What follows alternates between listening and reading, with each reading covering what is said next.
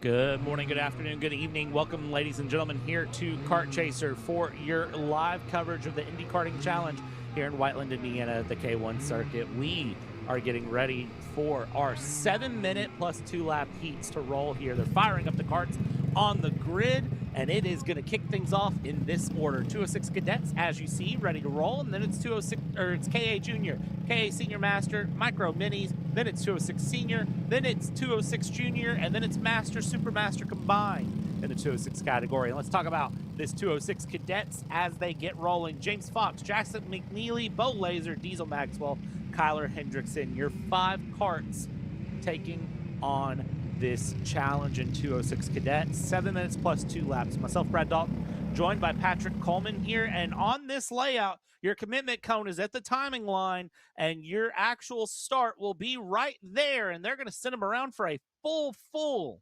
formation lap here, Patrick. Yeah, so they're going to go ahead and try to get some heat into those tires here in the heat race. We'll see which one of these drivers can stand the heat the best and come out on top here at the front of the field. And then the results of our heat event will set things up for the finals. 206 Cadet Finals are scheduled for 8:35 p.m. Eastern Standard Time. So this should be a good day here of karting action. This will be the last time of the day that we'll see these 206 cadets in the daytime. Next time we see them, the sun will have set. And then it'll be night racing, because once we're done, there is a break until about 8:20 for dinner. I know you're talking about chili cheese dogs earlier, so curious to see. I might actually run over to my local gas station and try to grab one. But speaking of racetrack, we have karts about to go on the racetrack here as they go for tram lines, and we are set to go here very shortly.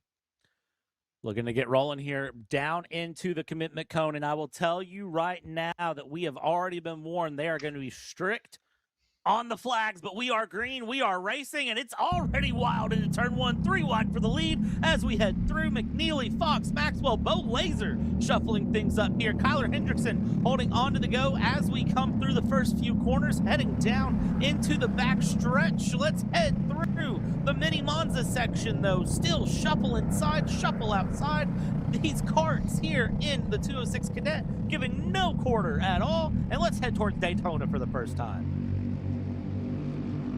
Every turn we're shuffle, and as actually I think that McNeely just put a little bit of a tap there against the car Fox. That is Jackson McNeely tapping the back end of James Fox here as they come through the mini Barcelona section as we go ahead and get ready to begin our next lap here. 7 minutes plus 2 laps after the timer, and as we come through, it is going to be one Mr. James Fox leading the field out of Jackson McNeely, Bo Laser, Diesel Maxwell, the formerly known as the Mohawk Warrior, and Kyler Hendrickson rounding out the field. But we're seeing some good battling here as they come through Mini Monza, as we have coined it earlier, and coming through the twin hairpins. We're seeing some good gaps, good fights here, and we'll see. Oh, there's gonna be a move for the lead, and that is gonna be McNeely in the lead. He's turning out the heat here in the 206 Cadet heat with 5.5 minutes left to go before the final 2 laps, Brad. Watching here as these karts keep their way along, it's kind of interesting to really see how the fact that just 2 minutes down 5 minutes ago, how things have shuffled up all the way through. And by the way, Matthew Burpo, the head flagger for today's event, gave a few notes. He wants a slow roll to the start box, and he wants everyone to stay in the tram lines to the green flag. We'll see how he felt about the 206 Cadets start there, as they were going pretty hard. Oh, 2 karts come together there. That is going to be your 3rd place. Bo Laser going up over the back of James Fox there for a second. Looks like the wheels caught up and it lifted that front bumper onto the back. And then unfortunately for Bo Laser, that was a spin around. Bo Laser now loses out on that 2nd place battle. James Fox carries on. That could have been so much wilder, but somehow No harm, no foul, just a little bit of a moment together for the two of them. That, tell you what, I've seen some crazy things, but it's been a while since I've seen that happen. Yeah, that was not ideal at all if you're a Bo Laser. He'll drop now back to the back of the field. And sometimes you just get a little too laser focused and you just have moments like that. So that's going to be a really tough one. Luckily, he still does have the final later on tonight that he can go ahead and try to get a little bit of redemption, as McNeely still leads the field here by just over a second, but a bit of a tricky exit there from Fox, and now he's going to be under attack from Diesel Maxwell. I still can't get over the fact he's missing the Mohawk here this weekend, but he's going to go ahead and try to get over James Fox and jump up into that P2 position. We'll see what he can do here coming through Mini Barcelona, and they're going to do everything, and it seems like Fox just doesn't have the same rotation on that number 12 card, that second place card that you see as we begin the next lap with about 3 minutes to go before the final two. It seems like Diesel Maxwell's car does seem to have a bit of more turn in comparatively to James Fox, but as we have talked about before, to catch is one thing, to pass is another. He will look for the inside line again. I spy with my little eye a overtaking opportunity, but James Fox keeping that door shut, not allowing Diesel Maxwell any semblance of a chance to try to get that move for P2. Diesel Maxwell looking very, very quick here this weekend, I have to say. I don't know what has happened with Diesel Maxwell, but it seems like not running one weekend last weekend making all the difference here, and Diesel Maxwell having a newfound pace here that I was not expecting to see going through, fighting for second place right now with James Fox. James Fox, of course, a driver who has plenty of pace as well in their own right. But as you said, Patrick, as we always say, it's one thing to catch, it's another to pass. And when you're fighting the points leader here, you got to make it stick when you go for it. Move up the inside, not able to stick. Maxwell now looking again through the other way, not able to go through. McNeely holding that lead by about a second as these two continue to squabble. The more they battle it out, the more that's going to give some breathing room to McNeely, and that's exactly what McNeely is hoping for right now. Just kind of saying, you know what, you two, keep battling it out, keep going, because that's going to give me more and more breathing room to just run away with this race, and that will give McNeely a bit of breath, and then the big challenge will be holding on to the run in the final. But as they come up towards the line, that accordion effect can always come into play at any time, because if Fox and Maxwell start to work together, that'll let them close up on McNeely. But Diesel Maxwell really looks hungry for the pass. Yeah, because it'll set him up really nicely for the final later on today, Brad. So we're going to see here they are fighting tooth and nail. They're doing everything they can. It is the number 12 versus the number 67. As they are going to scrap it out here. And it looks like, here's the thing though, it looks like that Diesel Maxwell is just able to get the tighter lines, but he just doesn't have enough momentum. We've talked about momentum here today. He just doesn't have that same momentum as he's going to try to go through in that Lando Norris kart. He's trying to close it in, but he is just right there, right on the bumper of James Fox. But he is just unable to get the move done. He is trying his heart out, trying to push that number 67 to be all that it can be. But the Mohawk Warrior, unfortunately, just unable to make this move stick. Here's a fun fact for you. Fastest kart on track, Bo Laser, currently sitting in 4th place, ran a 57 flat last time through. Jackson McNeely ran a 57.1. So Bo Laser has pace, and I have a feeling that if that little bit of a moment there with James Fox hadn't happened, there would be a bit more pace to be found, and we'd be having a totally different race. But the recovery drive for Bo Laser is on. Just going to run out of time here. It'll be 2 laps to go when we cross the line here. You've got a top kart, you've got a Lando Norris kart battling it out here for second between Maxwell and Fox, going through, or Fox and Maxwell, I should say, in their respective karts, trying to battle their way through. You've got Jackson McNeely leading right now in a Tony Kart who is just breathing his way along, coming to the popsicle sticks, 2 to go, not looking back. Gap 1.2 seconds back between McNeely and the second place battle. Diesel Maxwell, Bo Laser, they are still separated by about 5 seconds. So Bo Laser will have a big charge in the final. James Fox and Diesel Maxwell, though, they're not done yet. Oh, far from it, Brad. These guys are going to battle out. I wouldn't be surprised to see Fox versus Maxwell Part 2 when we get to the finals later on this evening. So 2 laps to go. It'll be white flag this time around. Once they go across that timeline again, coming into Daytona. And now here's the thing, and it's really going to be make or break time now. I mean, Diesel Maxwell's biding his time. He's trying to get that bumper up the inside of James Fox. But unfortunately, it looks like it is just a little too much here. But you still got one more chance, one more shot of it. The white flag is out. Final lap. It is still going to be Jackson McNeely still leading the field. But who's going to be P2 and P3 is still up for grabs here.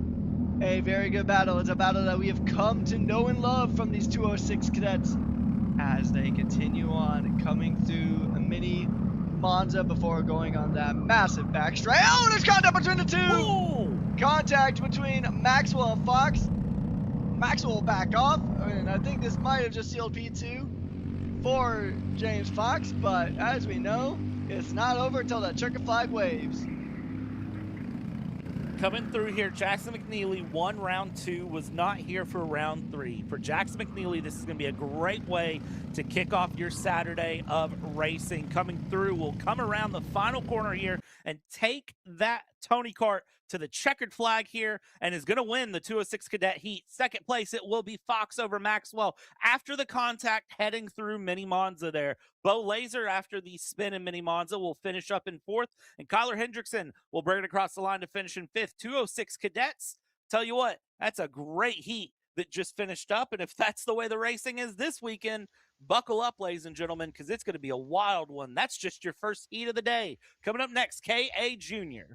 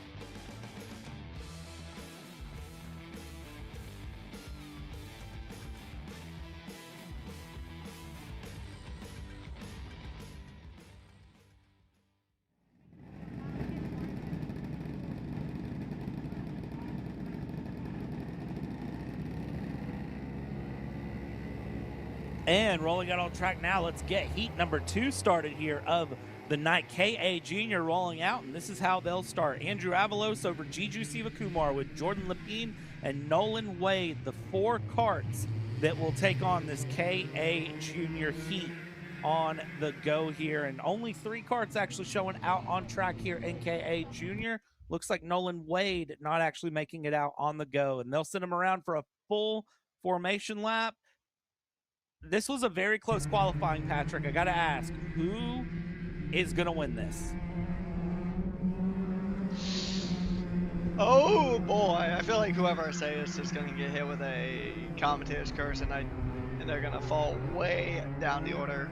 I don't want to wish that upon anyone, but if I were to make a guess, I'm going to say it is going to be Sivakumar. Sivakumar. He's gotten 1 win. He won the heat last time out, but he only managed 3rd in the feature. So I think he'll be ready to go ahead and try to get another strong result here at a track that he does kind of have a bit of an up and down history with here. So I think it's going to be a tough run, but I think Siva Kumar is going to finally get that win. It'll be all about the run into turn one. I think that'll really set the story for this heat. 7 minutes plus 2 laps. Andrew Avalos to the inside. Jitu Sivakumar, the lone cart, to the outside there with Next Gen Motorsports. Let's see here as they sit side by side, heading down towards the start finish line into the tram lines. You see the clear signal of get in the tram lines, stay in the tram lines. Green flag is out, and we're racing here, going through down into turn one. It's a great defense there from Andrew Avalos. Then your teammates Jordan Lapine and Jiju Sivakumar shuffling positions there. Jiju actually dropping back into third, and Jordan up into second. But up front, it is going to be Andrew Avalos holding on to things, heading through into the backstretch for the first time. Yeah, that backstretch is a really good place to get some good momentum and try to carry that slipstream down into Daytona. And we're going to see some drivers almost getting straight into the grass. It looks like maybe a bit of a snap there from Andrew Avalos, your lead car at the moment. So they're going to make their way through mini Barcelona as they come through here before getting ready to start their next lap here. About a minute's race shaved off the clock. It is going to be Avalos, Le Pen, and Siva Kumar, but they're side by side. This is a change of the lead, and I believe yes, that is correct. It is going to be Jordan Le Pen in the lead now. He does get it, but he makes a mistake, I think. And he's going to allow, or actually, sorry, that's Andrew Avalos making a bit of a mistake. The orange and green helmet of Jiju Sivakumar is going to go ahead and jump back into that P2 slot under severe pressure now from Andrew Avalos. Oh, a little bit of a touch in the grass there. And oh boy, I know online it's popular to tell people to touch grass, but whoever said that has definitely not been racing before. And boy, oh boy, touching grass in a go-kart can really make things tricky. And we have seen something spectacular happening here. And we were talking about how Siva Kumar had his drop. And it just shows you how crazy this class can get. Avalos started the lap in a P1, and now he's down to P3, about a second off the leader. Give it time, though. I think Andrew Avalos can bring that gap back close. But, of course, you have two teammates working together up in the front, and that is going to be where your problem comes in. When you put two teammates together, they're going to do one of two things. They're going to race really nice to each other, or there's going to be a little bit of a, I'm the better teammate than you, I'm the faster one, I want to be ahead of you. Realistically, looking at the drivers here in K, Junior knowing it's Jordan Lapine, knowing it's Siva Kumar, what's going to happen is probably going to be they try to work with each other to get a bit of a run here. We'll give it some time, though, and see if that is truly how it plays out here in this KA junior category, because these drivers very, very fast with each other, and they know how to work together on their goes because, well, they have that experience and that run through. I mean, both of them have won here at the K1 circuit in the past. Both of them have plenty of experience in karting, and it will be no surprise to me between these two who finds it to the top. It'll be one of the two. It's just a matter of which one at this point. Yeah, I mean, it's probably a bit nerve-wracking for the team principal, the team owner. Because, I mean, teammates can be one of two things. They could be the best of friends or the craziest of rivals, and usually that sometimes tends to flip-flop between one corner and the next. And we've seen this time and time again in real-life motorsports. Thinking back to the Circuit de Barcelona, Catalunya back in 2016, two Mercedes teammates, Nico Rosberg and Lewis Hamilton, had their big tangle, which, I mean, they were teammates, but I mean, sometimes good friends could become bitter enemies. I don't think we'll see that here between these two. These two probably get along fantastically behind the scenes, but that doesn't mean that they're not going to race each other for everything that their karts are worth. So right now, it is Le Pen leading Siva Kumar, leading Avalos.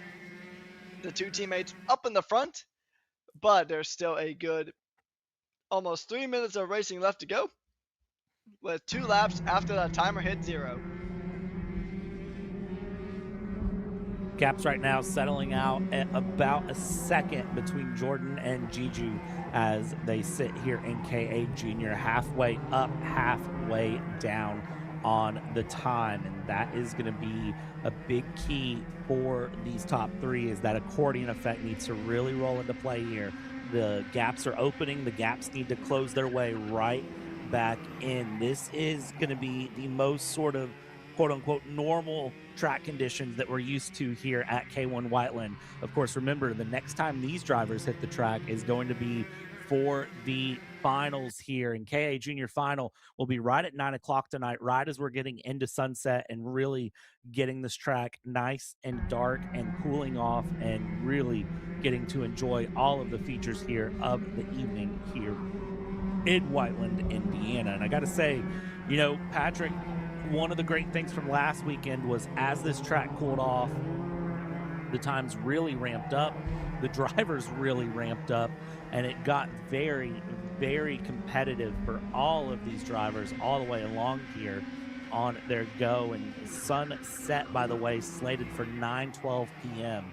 So sunset will happen during this KA Junior Final. Yeah, and adaptability is going to be a very key factor. Now, like you said, the track is going to cool down, and last weekend these times did get pretty quick. But with that being said, it is still an adjustment. That muscle memory isn't quite there, and I mean, you gotta remember, normally we see this track during the daytime. A lot of the previous rounds here this season have been during the daytime. I remember round 1 that we started about 9, maybe 10 a.m. at the latest. We did start pretty early, but now we are pretty much running on an opposite time schedule. So it is going to be a night race to round things up. Right now, Jordan Le Pen now with about 30 seconds left to go. So it'll be this lap plus 2 more. And it is going to be Le Pen leading the field now. He's got over a 1 second gap to his teammate of Juju Sivakumar. And we're going to see how these drivers do go ahead and wrap this one up. We'll probably see the 2 to go. You'll see the popsicle sticks, as Brad called them earlier, next time by. And then it'll be the final 2 laps once they cross the line here. 3 laps to go in this race here for the drivers. 1.8 second the gap between the two New Gen Motorsport teammates up in the front here. And taking a look at New Gen Motorsports, they've been doing a lot of racing here. They have some big names with them as well. Of course, going through Colton Kelly in 206 Senior has ran with them. J. Brian Williams, Troy Toney has ran in Masters. Jordan Lepine and Juju Sivakumar, of course. Tyler Sims and KA100 Senior has ran for them. They've even had Bo Laser, who has been racing for them in the mini Swift category. So that is a team that has found some expansion and found some runs here based out of Whiteland, Indiana. A lot of good karting teams starting to pop up here in Whiteland. Definitely keep your eye on them because they are going to be definitely growing things here into the coming years. Them and Amax Racing are the 2 teams that I'm really, really keeping my eyes on because they've been growing things up very, very well. And from my understanding, New Gen also has a Indy Kart F2000 team. So yeah, if you're interested in making the step into F2000s, New Gen Motorsport has a team for that, on my understanding. White flag is out, 1 more lap to go, and it's awesome to see just that you can find yourself going up that ladder. Because, I mean, IndyCar's been gaining in popularity here recently as Sivakumar and Andrew Avalos having a bit of a battle here. Trying to fight for that second spot on the podium. These drivers are going to go ahead and fight as Jordan Le Pen has built up a pretty big gap here. Juju Sivakumar, that orange, white, and green helmet. Currently taking second place, but look at this. You do have Andrew Avalos with the white helmet and the white cart. Trying to make moves, a bit of a slide there from Juju Sivakumar as they make their way through the rest of this lap. Coming through mini Barcelona, checkered flags out, and Jordan Le Pen wins the KA Junior Heat here. Siva Kumar P2 and Andrew Avalos rounding out the field. And that was a fantastic heat race we saw there. Good battles throughout the field. Next up, it is going to be the KA Senior Masters coming at you here shortly. Don't go anywhere.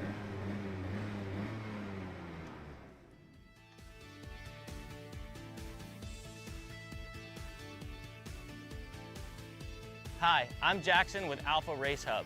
Alpha is an all-in-one motorsports software solution that can solve all the software problems you need for your track, facility, or series. Alpha can cover all your software bases, from online registration, digital e-waivers, a proprietary timing and scoring software, incident management, automated points tabulation, tire and barcode scanning. We even have our own mobile timing app and rental kart activity management software. If you're looking to consolidate your motorsports software solutions, reach out to us at alphatiming.co.uk.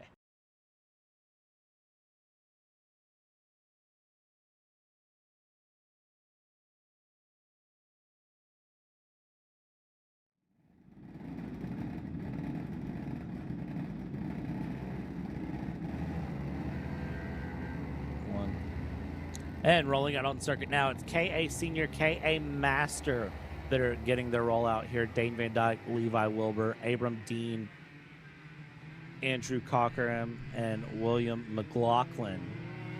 Your 5 karts that will be taking on this run here. KA Junior was great, but of course now we step it up to the seniors and the masters. This is going to be a fun one to watch here. And Patrick, I'm not going to ask you. I'm just going to tell you that I think Levi Wilbur is going to have a great run here on this go. I think turn 1's going to get interesting, and I think Levi Wilbur is going to come out in the lead and then have to defend it. There's going to be some back and forth passing, but I'm going to say Levi Wilbur.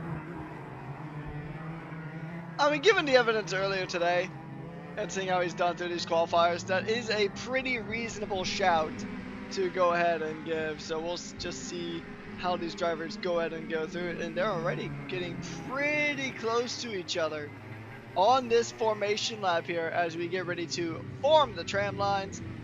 And now as they pass those dual yellow cones, passing the yellow flag, they will be instructed to go ahead and form up in the tram lines side by side just before they hit that commitment cone and before they go racing.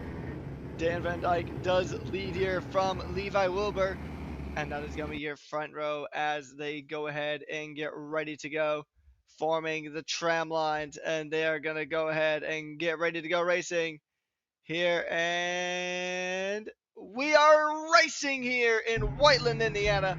KA Super and Masters are going to go ahead and fight it out here. And we're already seeing some drivers trying to fight for these positions. It is going to be Cochran trying to get on the inside of Dean as they're trying to scrap out for these positions. Abram Dean holding off from Andrew Cochran, and William McLaughlin going ahead and rounding out that 5th position at the moment.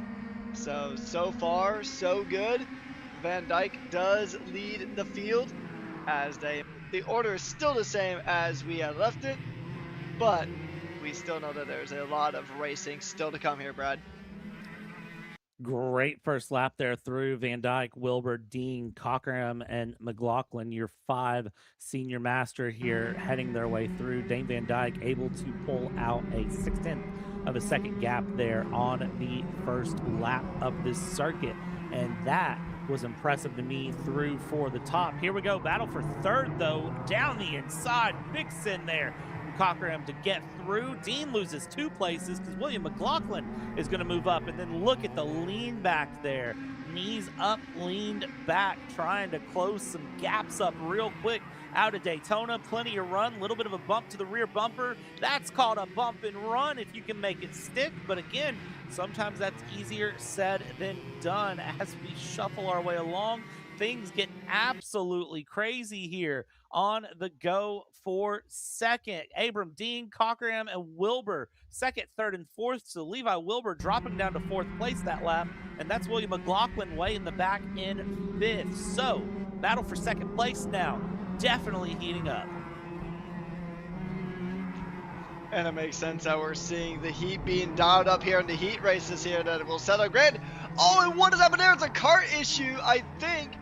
I believe that is the number 51 of Andrew Cockerham. I think he might have a bit of an issue with that number 51 car. We saw him slow there coming through the corner. He might have been able to get that one fixed. I don't know if that was a mistake on his behalf or is there an actual mechanical issue in that number 51. We've talked about how heartbreaking these mechanical issues can be on this track and just in general when it comes to racing, but I don't know. I think he's still going along here as Dean and Wilbur are still fighting for these positions. They're going to go ahead and do what they can, but it is Dane Van Dyke still leading the field by over 3.5 seconds. The 79 is checked out and gone off, and he's pretty much already getting ready for the final, or maybe even thinking what I'm going to have for dinner. Yeah, Dane Van Dyke here taking off throughout. Just went back and took a second look at that moment with Cockerham, and that was just, he got his wheel up on the inside curb and lost traction and spun around. There wasn't any contact. That was an unforced error for him, and unfortunately, it's dropped him well off the battle for second place. Now, Dean and Wilbur, they'll settle in on a momentum run, and Dane Van Dyke just looking to set laps. Abram Dean last time across, fastest card of anyone, 51.267, 3.5 seconds back though off of Dane Van Dyke. Here is what needs to happen right now to close that gap. Dean and Wilbur have got to work with each other. They need to start drafting and really cooperating here through the runs where they can, but right now they're not looking to do that. They're not really looking to cooperate and work together. That's letting Dane Van Dyke continue to build a gap and run here. So at some point, these two have to work together if they want to try to get to the lead. Otherwise, they kind of have to resort it into second place. We'll see what happens for them as they go into the final corners. Get a reset on the gap here. Crossing the line, Dane Van Dyke, 51.076 last time through, and a sub 51, a 50.9 for Levi Wilbur. Gap, though, maintained steady between first and second at 3.5 seconds. So they're not catching up. In fact, they're barely faster than the leader. Yeah, and that's kind of like the side effect of the battling here between these two is that, yeah, you guys are fighting for these positions and you guys are trying to maximize your result. But while these two are fighting, like you said, Van Dyke is just checking out. He is leaving this field in his dust. And so that is going to be a tough run here. But, I mean, they're still going to fight out. The big points are in the finals later on tonight. And for this one, for this class here, it is going to be a very good run. It's going to be a late run here on night as they are expected to get the track at 9:20 p.m. just after the Kid Kart race, which is the only one that does have a slightly different time compared to the rest of the finals. That one is 8 minutes plus 2 laps, while the rest of the finals are 12 plus 2. So we'll see just how it stands, but a minute 20 left on the clock here, and I would not be surprised to see Dane Van Dyke leading the field by almost 4 seconds by the time they come across that line. Going up to the line now, 60 seconds left to go here. 50.962 last time across for Dane Van Dyke. Abram Dean, 51.086. Personal best for Abram Dean, but still not faster than your leader and not faster than Levi Wilbur, actually, at 50.9 for Levi Wilbur as well. So interesting to see there that the space between second and third of Abram Dean and Levi Wilbur hasn't really been changing, even though Levi Wilbur does appear to have a little bit more pace than Abram Dean, but hasn't been able to capitalize for a pass at this time. Gap about 9/10 of a second between them through. Van Dyke just doing everything beautifully here. Masterclass in the lead, hitting all of the right marks, just really working that kart along and doing exactly what needs to be done in order to win. We will get a bonus lap here on this go because it's a 50.79 last time across, and that will put Dane Van Dyke into bonus lap territory with about 10 seconds left to go on the clock. Crossing, call it 3 laps to go for simplicity's sake. It's this lap plus 2 more after. Levi Wilbur about 0.8 of a second back from Abram Dean. Maybe we'll look to go for a pass here in the final 2 laps. Yeah, Dane Van Dyke does have a pretty tight championship lead with Mason Ward, but with Mason Ward not competing in this class here this weekend, that points gap will increase. He did win. He got a P3 last time in the heat stage and ended up winning the final. So he is looking to continue from his strong results last week. 2 to go as the number 79 does cross the line. And it's going to be a good run here. Can he keep it, though, on the track? Evidence is saying that, yes, he will be able to keep it on track so far. Having a very good run here, just taking all the bumps. Not really worrying too much. He probably at least has some kind of knowledge that he's got a pretty decent gap. He is under no real pressure as the next batch of cars rolls on through. He comes around Daytona for the penultimate time, as next time by will be the white flag, the signal that he is on his final lap of the day here in the KA Master and Supermaster heat. And the white flag is waving, so one more tour of this fantastic K1 circuit at Whiteland, Indiana. It is his last tour for the heat, and he has definitely turned up the heat and left everybody in his dust. Dane Van Dyke, a very, very strong driver, and then you have Abram Dean and Levi Wilbur, second and third, respectively, as your leader in that number 79 plated kart, heading down the backstretch, not even looking over the shoulder at this point. So confident in the pace here, not hearing the karts behind, which, yes, you can hear them behind through the helmet to kind of get a roundabout idea.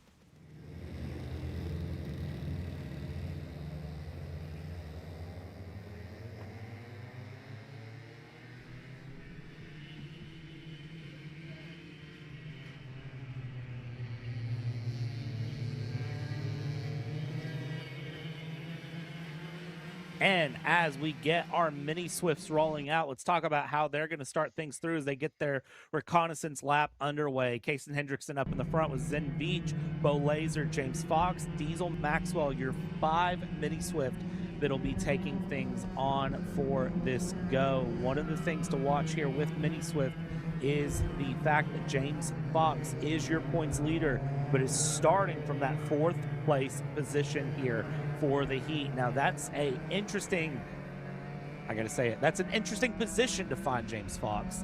Patrick, how do you think James Fox will overcome being in 4th?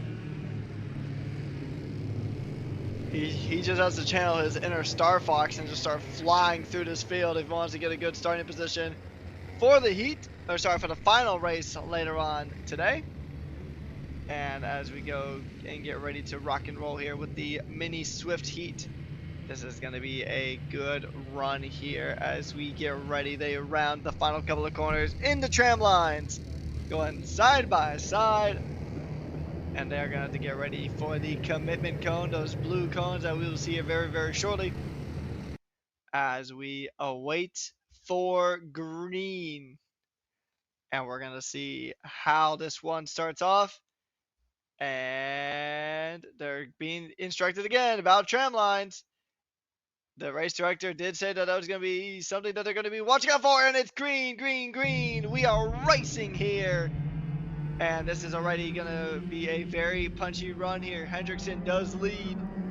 And we're going to see who's going to go ahead and try to make any moves here in the early stages. as they come through the twin hairpins in Mini Monza. And this is going to be a good run here down the backstretch. And it looks like we're seeing Hendrickson do the lean. He is going to go ahead and try to move forward a bit here. It looks like Bo Laser, though, is laser focused on the back of our points leader as they continue to go and scrap out. That car is really flying here, putting all sorts of pressure in trying to get that P3 spot. I believe he's trying to get it from his teammate. As actually Laser's up in a second, so he really made some excellent moves. We're seeing Zen Veach and James Fox, the two they're in very similar cars. I think they're teammates, fighting it out for that P3 spot. And great fight coming out for them so far here as they fight through into this middle sector of the track. Bo Laser with a wonderful start to get moving up the order and moving forward. So just looking through, by the way, we said that there was going to be a lot of emphasis on the start.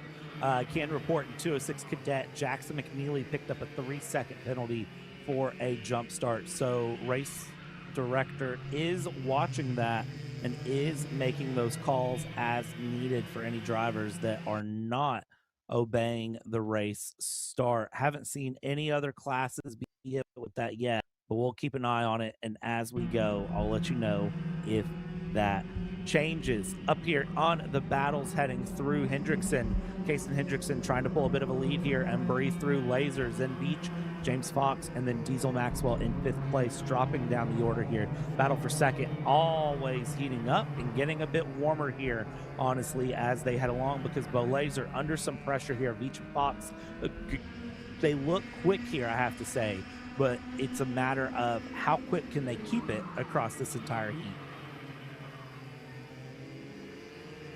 Yeah, you got to be consistent, and you got to be consistently quick as well. So, I mean, I know it's much easier said than done.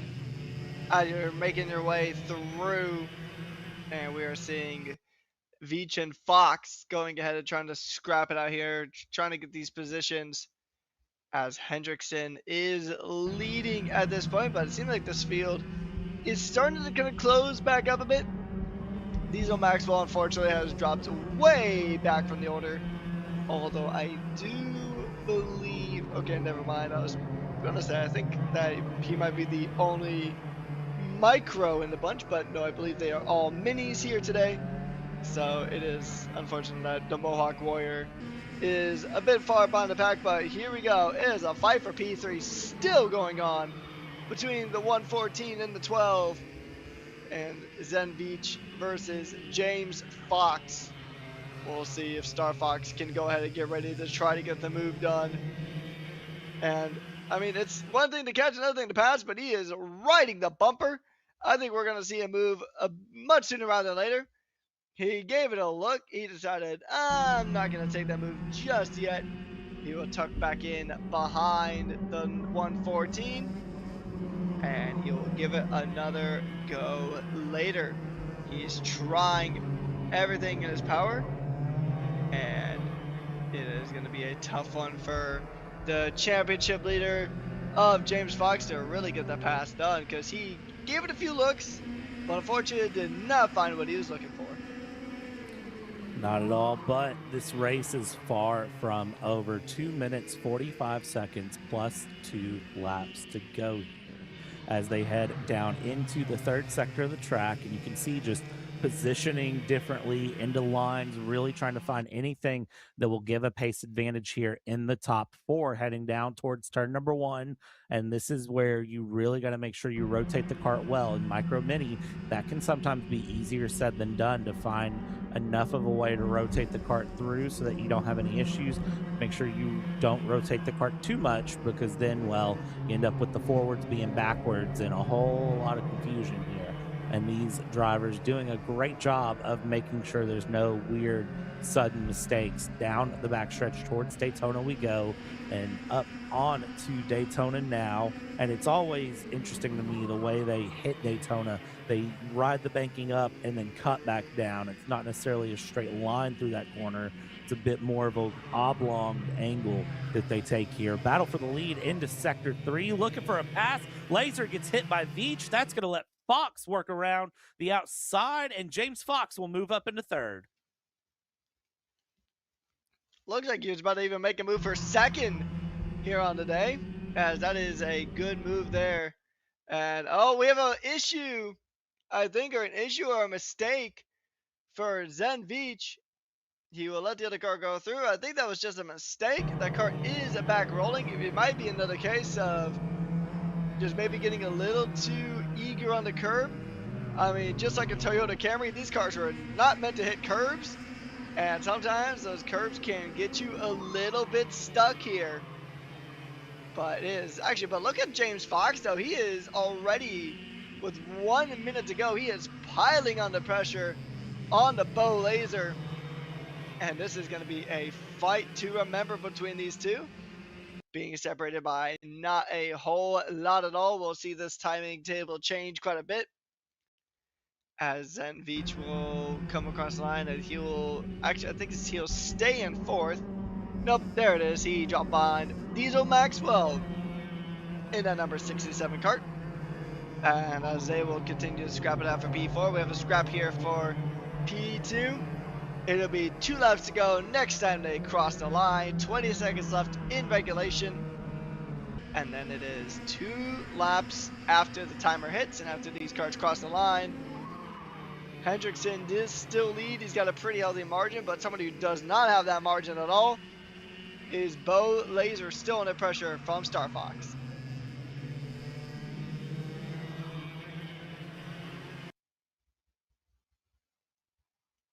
Two to go here is the official signal given. And next time by will be the white flag, but look at this. It's going to be James Fox still trying to get a move done here. And it is going to be Zen Veach getting back up ahead of Diesel Maxwell here in the penultimate lap here of this mini Swift heat. And that is going to be a good battle here. Fox still trying to make the move, but so far it is just not quite happened yet.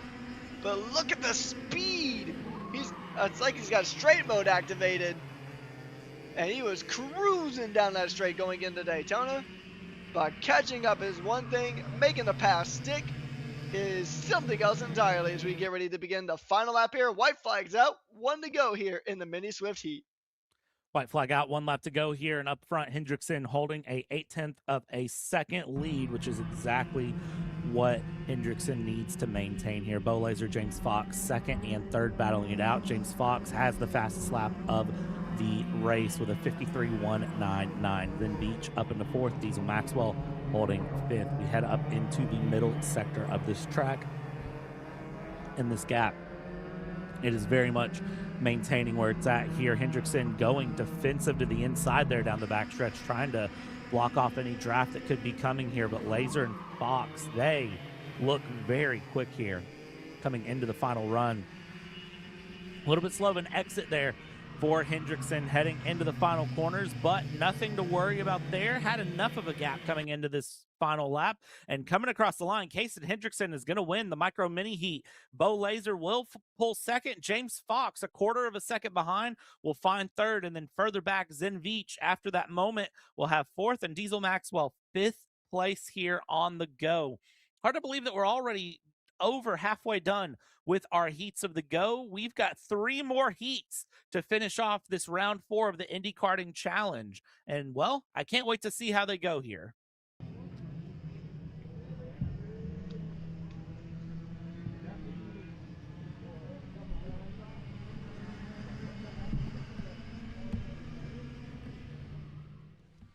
As the 206 seniors get ready to rock and roll here, it is going to be a fun time. Seeing how these carts go ahead and give it a go.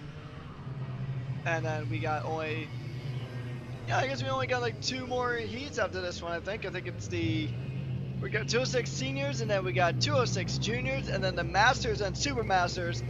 Like we talked about during the qualifying portion of the broadcast, those 2 classes have been combined.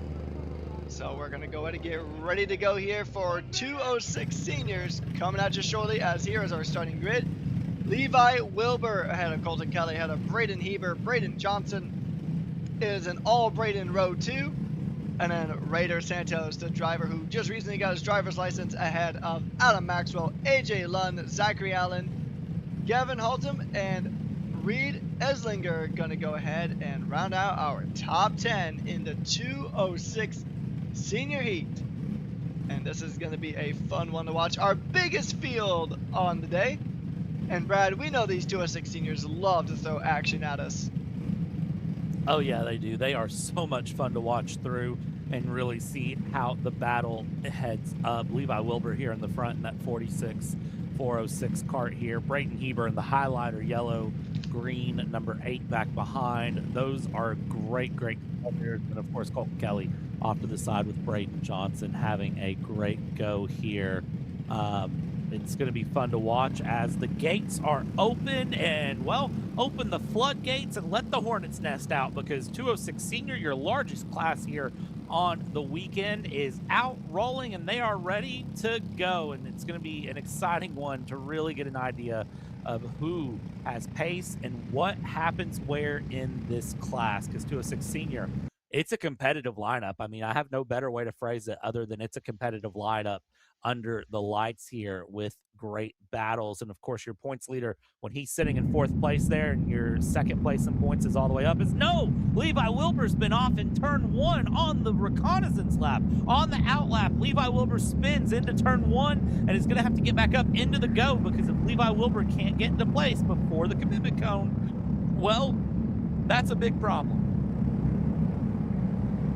Yeah, he'll try to make his way back up, but I mean, it's going to be a tough run. And yeah, that's unfortunate. It's weird because, I mean, at least from where we're sitting here in the booth, haven't really seen any rain at the track. And the rain was only about 6%, so I don't think we've seen any rain hit. And that is a big issue. I think he just got back up to the front just in time before we go ahead and get ready. There is those yellow cones, kind of telling everybody, hey, buddy up. It's a buddy system here as we get ready to form the tram lines, as 206 seniors, our biggest heat of the day, is about to go racing, and 20 carts are on the track getting ready to go as they come through the commitment cone. They'll form the tram lines. And it is green flag, and away we go here for the 206 senior heat. Already seeing some drivers trying to jockey for these positions as they come over the line. It is going to be Colton Kelly trying to chase down that 406 of Levi Wilbur. And they're going to go ahead and try to scrap it out for these positions. 20 carts coming through the twin hairpins is always a tricky feat here, as it's going to be a good run between the two. The 406 leading the race at the moment. Kelly was the first across the line, but Wilbur, being the pole sitter, did retake that position after a spin on the reconnaissance laps. And you got to ask the question, Brad, does spinning on that reconnaissance lap hurt your confidence at all, or is it just shrug it off and then back to business as usual?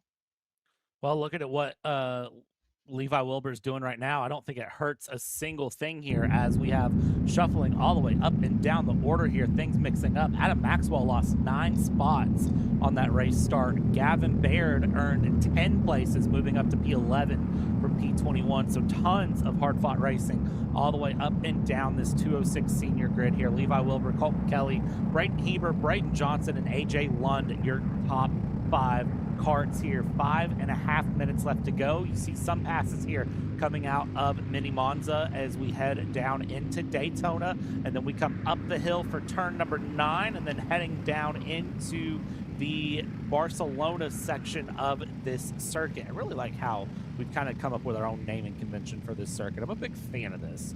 We'll have to keep that up here. 5 minutes left to go. Top 5 holding nose to tail. Yeah, I wonder how many other tracks we can reference. I mean, I guess like coming down here into the terminal hairpin could be the Budapest Straight, like the Hungaroring in Hungary. Although this track is, I will say that this track is better than the Hungaroring by any stretch of the imagination. As we go on through, oh, look at this. This is a scrappy battle, and I think That is the number 141 of Braden Johnson up in the second position. Capitalizing there, we're seeing some more side-by-side action here.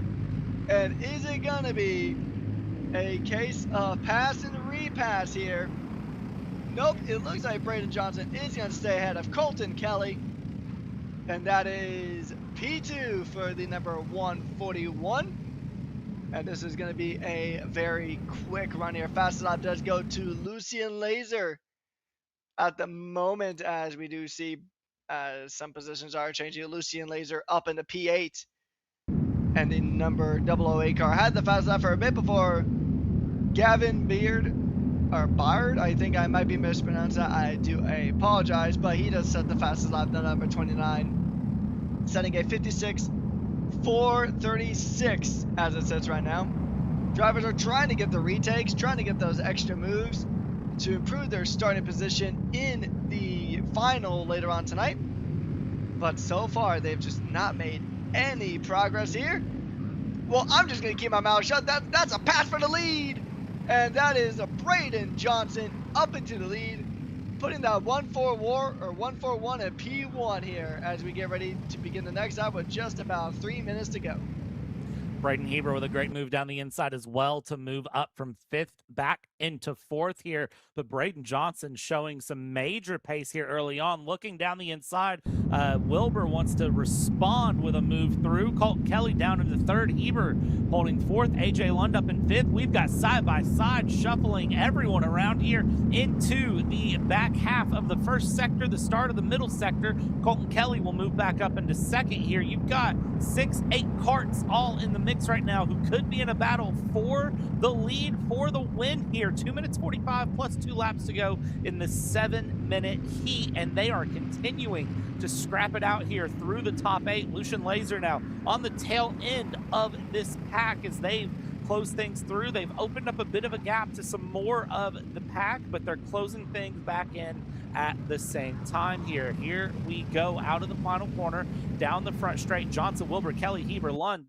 Santos, Allen, Laser, your top 8 as they go through. Gavin Baird, your fastest kart on track, and Lucian Laser looking very smooth and consistent here. They will continue to close up from Lucian Laser back as these top 8 continue to battle their way along. It is really going to be an accordion effect. Here we go, down to the inside for the lead. Ooh. Big move there from Levi Wilbur. Can he cover off the crossback though? And can Colton Kelly take advantage here between Wilbur and Braden Johnson? Side by side, they run down. Heber now making a move up through as well as we're going to go. Let's single file it out. Nope, let's keep it side by side. Let's single file it out. Let's try to get a run into Daytona. Johnson, Wilbur, Kelly, they all shuffle it around. A little bit of contact. They look at each other. They're trying to sort out who can go where. AJ Lund is in this mix. Heber now drops back into 5th, and it's kind of just, I don't know that Braden Heber wants to put a nose into this, honestly, as they come through. 90 seconds left to go, and as we cross the line, it's Johnson, Wilbur, Lund, Kelly, Heber, your top 5. Yeah, and I mean, it's kind of bringing back the reference from earlier. Every lapper shuffling is pretty much the name of the game here. It's like there's a little bit of contact between Heber and Wilbur, I think, or no, that might have been Lund and Wilbur having a bit of contact as they go through. Braden Heber up in the 4th. You can see he's got that bright yellow helmet, currently sitting in 4th position in the Lando Norris kart as they will fight their way on through, trying to get every single position there. 40 seconds left on the clock. It'll be 2 laps to go, and then the timer will run out. Then it's in another additional 2 laps. As I believe we do have a new race leader, and things are again scrapped around. I think Colton Kelly is now your new race leader. He will jump from 4th to 1st. And as they come across the line, nope, I will stand corrected as still Johnson leading. They do have similar-ish helmets, so not quite that, but we do have Lund looking for maybe a lunge onto Wilbur. And there we'll see the 2 to go this time by. Already seeing some different lines being taken. There. Oh, we see side by side. And it is Levi Wilbur in that orange cart, almost the papaya cart, trying to make their way through. Oh, yeah, sure. Let's just go 3 wide into Daytona. They will sort themselves out, but Braden Heber looking to gain a position. Is he going to get 2 for the price of 1? No, he does not. It is still going to be P3 though. Another position gained for Braden Heber, but Levi Wilbur will drop 2. He'll repick 1 back up.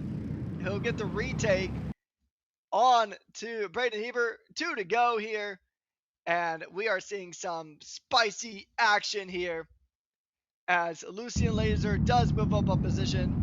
And then AJ Lund up in the 2nd position. And then it is still lots of positions being traded up and down this field like Pokemon cards here, Brad. 1.2 seconds separated your top 9 when they crossed the line. And look at this, Braden Heber now down the order as they've shuffled into 5th place and will continue to fall down because this challenge is going through. Johnson and Lund for the lead up in the front here, tucking the helmet hard up in the front is the 13 of AJ Lund. AJ Lund has moved up from 7th to 1st here and needs to hold it for 1.5 more laps. Coming into the 3rd sector is doing a great job so far of just defending it through. Helmet down, looking for all the pace possible, looking over the shoulder. Where is Braden Johnson? Where do I need to defend?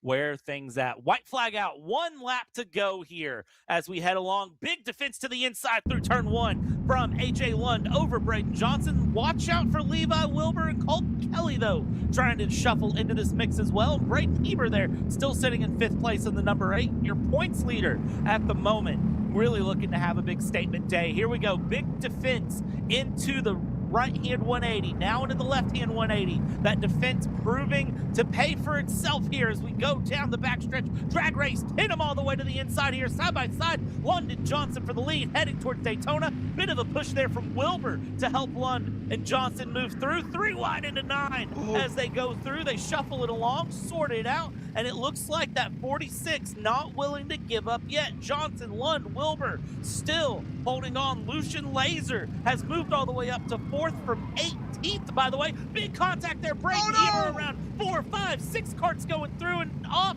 and it's Johnson overtaking Lund at the line. Wilbur, Laser, Santos, Haltom.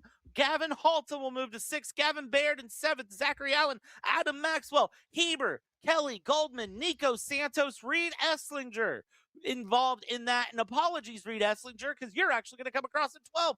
Colton Kelly. Wow. Okay. 206 senior heat in the final corners goes on its head. Yeah, that was a very crazy end to that one. Just tight action all the way through. Unfortunately, it ends in tears for some. Braden Johnson and AJ Lund, Levi Wilbur, Lucian Laser, Raider Santos, Gavin Holtum, Gavin Baird, and then it is Zachary Allen, Adam Maxwell, and Braden Heber rounding out your top 10 in the 206 senior heat. Whew. That was a crazy one, folks. When we come back, it'll be 206 juniors getting ready to go just as the sun's about to set.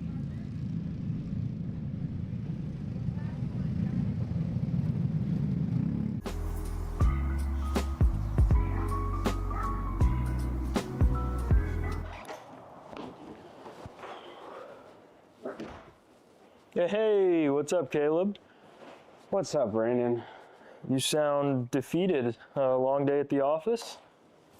Yeah, got stuck at a cat food marketing meeting. Everything is so darn expensive nowadays, man. Yeah, you got that right. Like, do you have any idea how much we're spending on Netflix? That's like $20 a month. Do you know how much we're spending on cable? That's like $50 a month. But you know what isn't expensive? Tell me. Kart Chaser Premium. For only $9.99 a month, you can watch all the American karting action live from coast to coast. Subscribe and become a member today.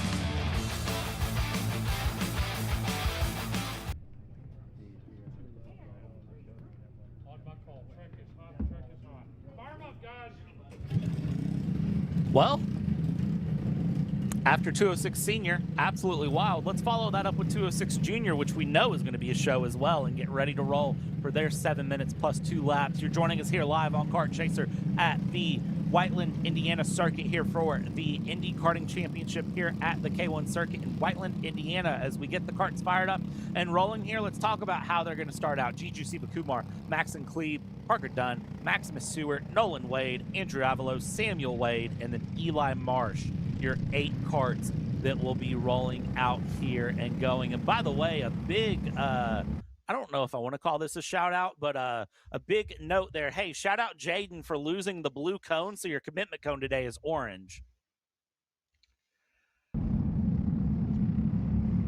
That would throw me off a bit. I'm not gonna lie. 2:20 to go here in our penultimate heat, and the heat is just ramping up here as the sun begins to set. And it is going to be a move here, potentially not quite, as it is still going to be Jiju Sivakumar still holding on, trying to keep in that P2 spot. He was going to attempt to move for the lead, but oh, it was close. There was a dive up the inside attempted there. And I think if this finishes as is, it'll put Jiju Sivakumar in a good spot to potentially even take the lead here in the 206 junior category. He is not too far behind Tyler Nash Turner. 9 points separating the top 2 in the championship, and only 20 points separating the top 3.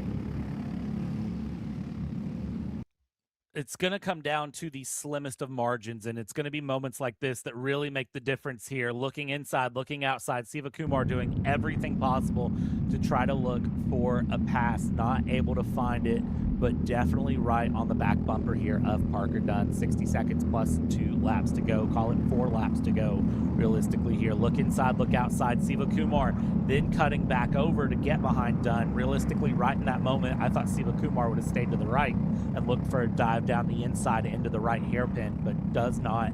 Opts to dive back to the left, get on the racing line, and really try to hold that run into Daytona. Out of Daytona, sits right behind here. 30 seconds left to go, plus 2 laps. So they'll cross the line, call it 3 to go here as we cross the line. Parker Dunn doing a very good job here of defending against Jiju Sivakumar. Maxon Cleve has lost touch with the top 2, and Maximus Seward is catching up to the back of Maxon Cleve now. Maximus Seward, fastest kart of anyone on track, but dive down the inside. There's your move with 3 to go. Jiju Sivakumar now gets the lead. Here's the problem I see is now Jiju Sivakumar has to defend it for 3 laps.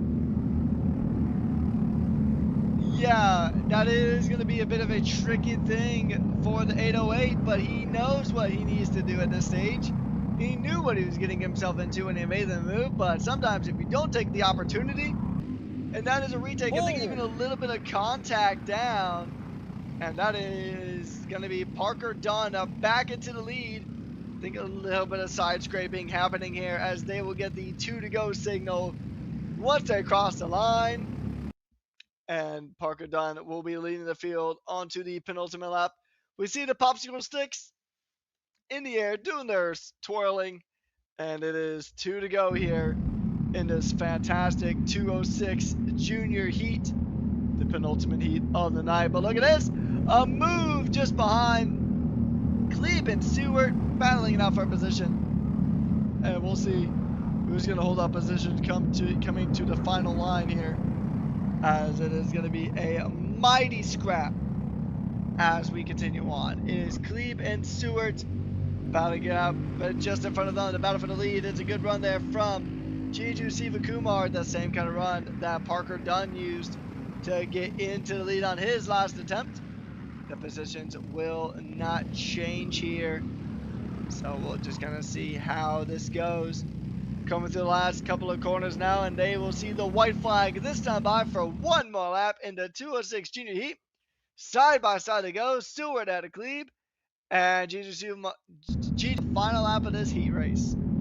Looking outside, looking inside, Sivakumar trying anything to get back past Parker Dunn. It's one thing to catch, it's another to pass. It's a third to defend it here, and you see a bit of bumper to bumper being given there as Sivakumar trying to force an error from Dunn. forces an error from himself. Now Maximus Stewart might have a run for second place here in this 206 junior heat as we go into Daytona for the final time. Siva Kumar having the run down the backstretch, wants to look into turn 9. No pass to be found there. Stewart into the mix as well now, looking to get past Siva Kumar. Will have to make a desperate last-second lunge to really find the move. Into the final 2 corners we go. Dunn not looking over the shoulder, just looking ahead. Siva Kumar pulls inside, drag race to the line. Celebrations for Parker Dunn. Parker Dunn pulls the win. Siva Kumar in second, Maximus Stewart in third. Max and Klebe will find 4th place. Eli Marsh in 5th. Samuel Wade in 6th. And then Andrew Avalos and Nolan Wade unfortunately not finishing the 206 junior heat. That is the penultimate heat of our day. And Patrick, I don't know what to say other than wow. That was a beautiful drag race down to the line, and now we have our final heat of the day. And this is the 206 Master and Supermaster class combined.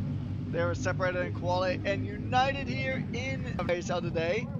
Hey, Brian Williams, Troy Tony, Alex Cooper, Jared Spencer, Nick Bailey, Todd Albertson, Jason Irvin, and then Top Card Guy. That's a pretty funny name. I don't think that's an actual racer. And then it is William McLaughlin going to go ahead and round out our field of Masters and Super Masters here. So it'll be interesting. Is there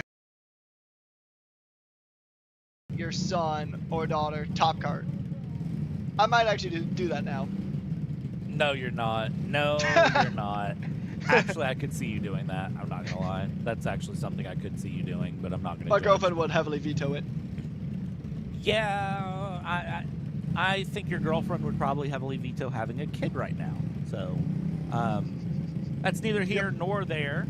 Carts are rolling on track. Let's get ready for some action here. Here is what I'm gonna tell you is my summary of today, and if that's Yeah, but here's the thing about racing, Brad, the thing that we know all too well, and if anybody has been watching here at Kart Chaser for any length of time, anything can happen in racing. The only thing that is predictable is that there's always going to be an element of unpredictability in these races, and especially with the 2 classes being combined for the first time today, then we will see just how much these Masters and Super Masters take to the track here in our final heat race of the day. And then we go on dinner break, and then when we come back, it is time for action in the finals. 12 minutes plus 2 laps. But before we get there, we got one more final to go ahead and set us up for a fantastic night of racing ahead. And coming around here to the go, I think they're going to send them back around for another lap because I don't think the field has squeezed back in enough. And let's see here if they get them through all 10 of our carts. Tom Stevens, William McLaughlin, your last one's through. Green flag is out. We are racing here up in the front. It's Chad King and J. Brian Williams holding on very well. Troy Tony there in third will stay in the mix as 180 left. Through into Mini Monza we go, and down the backstretch towards Daytona, and it's already a good gap there from Chad King up. It out here, and we know these drivers, they won't be as punchy as the juniors and the cadets, but they will be tactical. But they will get punchy as things go through. Troy Tony, championship leader, does move up into P1 as they will continue to race on through here. King of the run here in IKC would be a great by half a season, but has 2 Masters between William McLaughlin, able to get past Jason Irvin and Nick Bailey back in 7th, 8th, 9th, and 10th, respectively, for McLaughlin, Irvin, Bailey. And unique in the Masters and Super Masters, they don't tuck nearly as much as some of your younger categories or they lean back instead of tucking forward, is something you'll see a lot for them. And it's always interesting to watch the different ways that the Masters and Super Masters have to try to find some aero time across the line. Brian Williams will come across the line in third, holding just behind as we are under 4 minutes to go here, Patrick. And it's a battle for second. Chad King and J. Brian Williams starting to heat up here.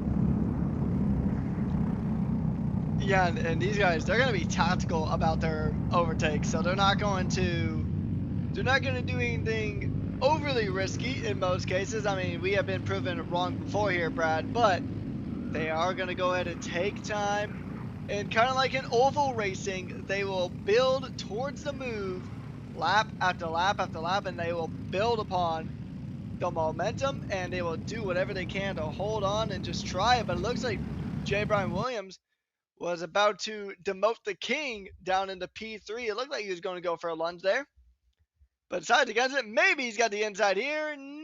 Not quite the inside here at this time. And he is going to go and delivered. And it is going to be, and this will start him on the front row in the final race later on today, which I believe will be our final race of the night here at IKC round number 4. 2 minutes, 20 seconds left to go. Gap for the lead right now, sitting at a solid 1.1 seconds with no signs of accordion affecting. And that is what's really, really surprising here at this point, because it's usually you see the accordion effect where it opens and then closes, but right now it is just very working together. But it seems like Troy Toney just has some really, really strong pace in that 444 cart heading down the backstretch towards Daytona. Here we go, battle for second. J. Brian Williams looking to the inside of Chad King heading towards Daytona. I got to tell you, that looked like Chad King lifted a little bit and gave that one to J. Brian Williams. Thought, you know what, I'm not fighting that one. I'll let that one go. And that is a quick swaparooski for second place. J. Brian Williams now ahead of Chad King, heading through the third sector as we go down. Less than 90 seconds to go, plus 2 laps on a lap that takes about 57 seconds for your race leaders. Yeah, so it's not much time left to go in here in this race. We're going to see some good action here. Troy Toney currently leading here, and he's got the fastest lap to boot. 57.480 is the lap time to beat in the Masters, so he will go ahead and hold on here. He's got a pretty decent gap here as it sits, and they're coming down to the final minute of regulation. But the battle for P2 is still going on. This time it is King trying to put pressure onto Brian Williams for that P2 position. And one of these two might start working together to try to catch Troy Toney, who ever since he got into the league has never really had to look back. He has been in a very commanding spot. And then next time around, they'll see the popsicle sticks for 2 to go. Next time around, so 3 laps to go here in the final heat race of the evening. And we've seen some very good action here, Brad. Just good racing, good fun, and overall, just beautiful, beautiful racing. Amazing racing here going through as the timer has ended. 3 laps to go. The official signal now in this battle for the lead. 1.3 seconds is the gap there. A little bit of a great pass there going into the second hairpin. That was further back on the run. That was back with Alex Cooper and William McLaughlin, your Supermaster driver, who has also passed Todd Albertson and is now passing Alex Cooper, looking for a top 5 here in the run. Up front, battle for second place. You have Troy Toney, who leads, J. Brian by, and this is going to be where things heat up in the battle for second. Is raging here like an unstoppable wildfire. They are going to go ahead and just do everything they can, trying some new lines, trying to get inventive, trying to use their tactics that they have gained from years of karting, and they will give it a go. Here comes the run down to Daytona, and they're going to go ahead and maybe look for a move. Nope, they know they got 1 more lap to go after this. they know, or actually no, they know they're about to hit the final 2 laps of racing here. So not much longer left to go, but you don't have a lot of time to make moves. White flag is out. Just a he is chasing down J. Brian Williams, trying to grab that second spot on the podium and try to line up on that front row next to Troy Tony. And this is the last half a lap here. Brian Williams, Chad King trying to fight it out here in the battle for second. Troy Tony at gap 1.6 seconds. A beautiful, beautiful breather there. Chad King looking for a little bit of a move there down the inside into 9. Not able to find that move, but was certainly wanting to try it. Going through towards the line here. Last lap done. Troy Tony, with a great bit of breathing room here, is going to win the 206 Master Supermaster Final. J. Brian Williams will come across second, about 0.3 of a second over Chad King in third. Jared Spansel will come across fourth, and William McLaughlin will win the Supermasters and place 5th overall. Alex Cooper in 6th. Tom Stevens in 7th. Todd Albertson, Jason Irvin, Nick Bailey. Your 10 karts here to finish out your heats of the day. Heats are done for the day here, Patrick. I tell you what, again, I say it, great racing all the way through, and we get to do it again, 12 minutes plus 2 laps for the finals here shortly.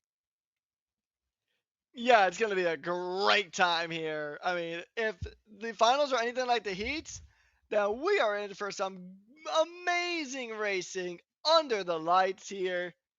And in the meantime, it is going to be a good time for us to go in and grab some food, grab some dinner, and make sure that we're filled up just as much as these drivers are getting ready for the finals. So I'm looking forward to it. And Brad, I've known you for a little over a year now.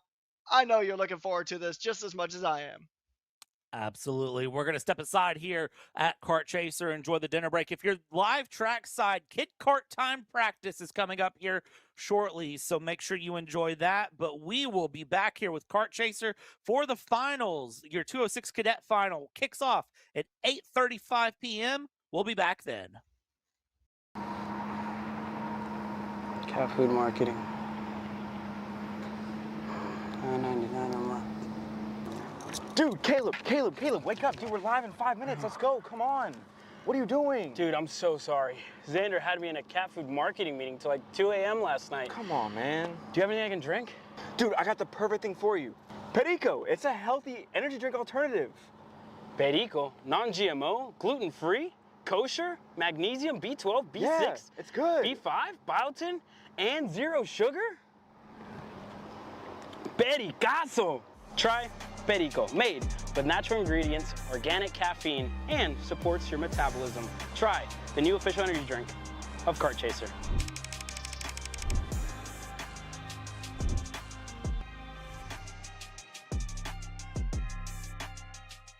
Champions aren't just born on the kart track. At SimShop, we deliver professional-grade simulators with the best performance-to-price ratio in the industry. Founded by racers who understand what you need, our SimMagic and Moza equipment is powerful enough for the pros, yet affordable for everyone. With unmatched customer support and a thriving community, we're your racing partner. Visit simshop.com today.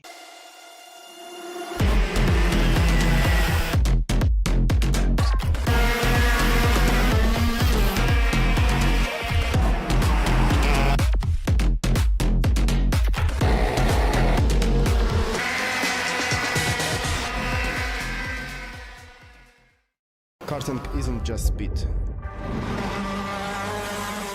It's control, precision, freedom. At Atlanta Motorsport Park, Kart Freedom isn't just a team. It's where drivers are made. Are you ready to get behind the wheel? From Formula One to NASCAR and IndyCar, all the pros start here.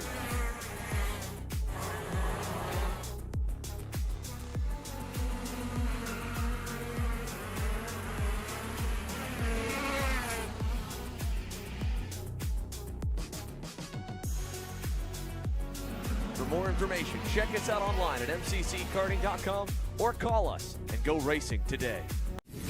When it comes to innovation on the track, Odenthal Racing Products leads the pack. From the highly popular EasyGP camera mounts to our tough case to GoPro case, racers everywhere trust ORP for strength, reliability, and precision.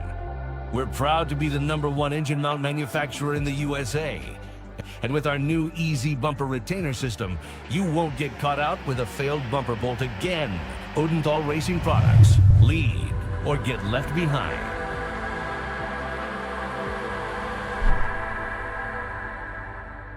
Hey guys, I'm Chris G. I'm Kart Chaser's driver fitness coach, and today I'm going to give you 3 tips on how to strengthen your shoulders for more endurance and better stability in the kart. Here we go. Okay, so exercise number 1 is the front rope pull-through cable raises. Okay, now this is the upright cable row. What you are doing here is you're picking a straight bar, as you see, and we're working the side areas of our shoulders, the medial. Exercise number 3. The dumbbell shrugs. As you guys can tell, I like to pause at the top before releasing. It's great for your strength, for that wheel stability.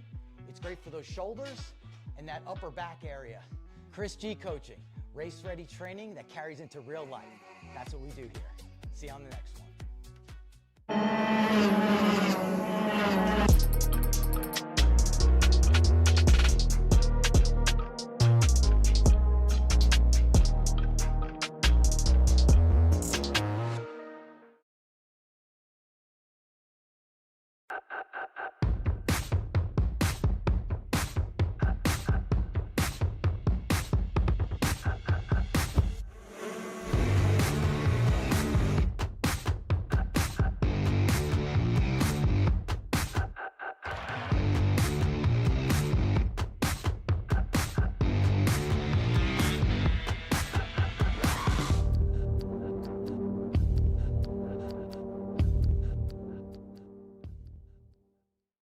K1 Circuit, the world's greatest outdoor karting facility, is now open.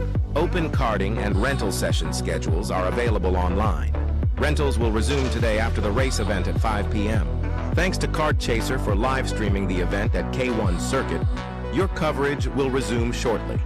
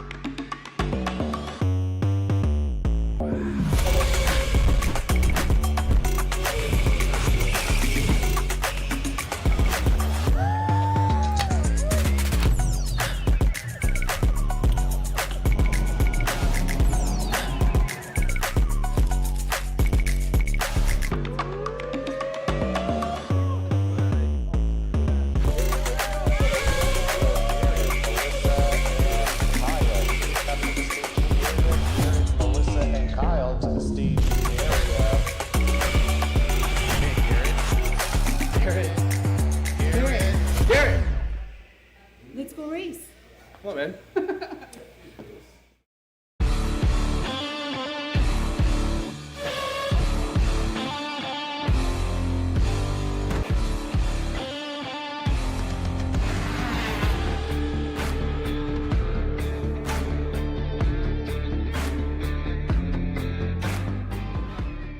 Welcome to the future of kart race preparation, Kart Sim Pro North America.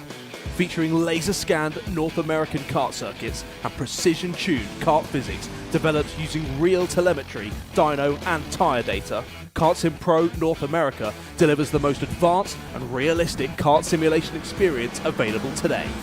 Whether you're training for race day, refining your lines, or shaving tenths off your personal best, Kart Sim Pro gives you pro-level insight without leaving your home. Trusted by world champions, coaches, and karting enthusiasts alike, this is where virtual practice translates into real-world performance. Experience the thrill, the challenge, and the edge. Kart Sim Pro North America. Use code CHASER20 to get 20% off today.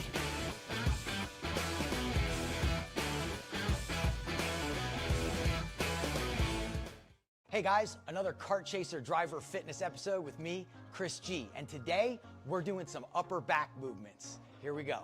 Exercise number 1 today we're doing is the reverse grip lat pull down. This exercise movement is one of my favorites because it works your grip strength, your biceps, and most importantly, works that lat area that also protects those ribs in the seat. Exercise number 2 today, the dumbbell chest supported row.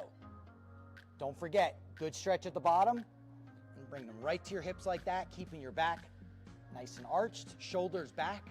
Think about having good posture in the cart. Exercise number 3, the inverted Smith machine rows. Grip strength, back strength, overall amazing workout. Thanks again for joining me on another Kart Chaser driver fitness episode with me, Chris G. Race-ready training that carries into real life. The K1 Circuit Semi-Pro League. This is a competitive race series with 2 classes. Junior Series for those who are under the age of 18, and the Senior Series for those who are 18 or older. If you think you have what it takes, come out and prove your skills on League Night. Both schedules are live on the K1 Circuit website. Your Kart Chaser live feed will resume shortly.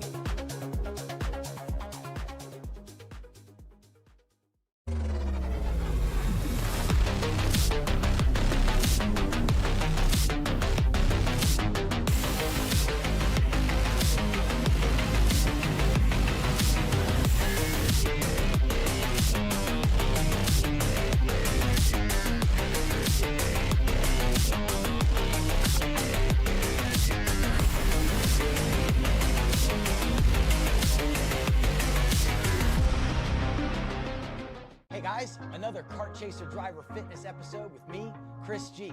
Today, I'm gonna show you how to protect those ribs in the seat. We're doing core. Exercise number 1 is the bench leg raise. Controlled all the way down, full range of motion. Make sure you pick up that tailbone off the pad. Coming down, controlling. Great for the lower abdomen area and obliques. Floor slider mountain climbers, exercise number 2.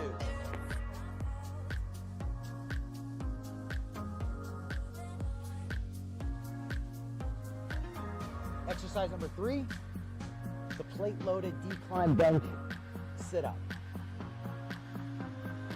I'll see you guys on the next episode of Chris G Coaching, race-ready training that carries into real life. That's what we do.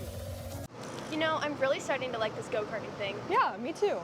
Oh my gosh, can I show you this cute dress I just got? Yes, of course. Oh my goodness, it's so cute. I just love shopping. I love shopping too. Oh my god. Wait, did you guys say you like shopping? Of course. Well, dude, I have the perfect place to do that at. ShopPayCara.com.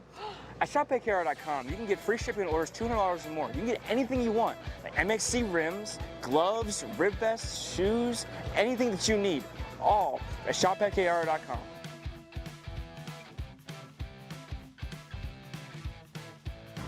Who is he talking to? No idea. But we're gonna have to check it out. Sounds like a great deal. Sure does. Hi, I'm Jackson with Alpha Race Hub.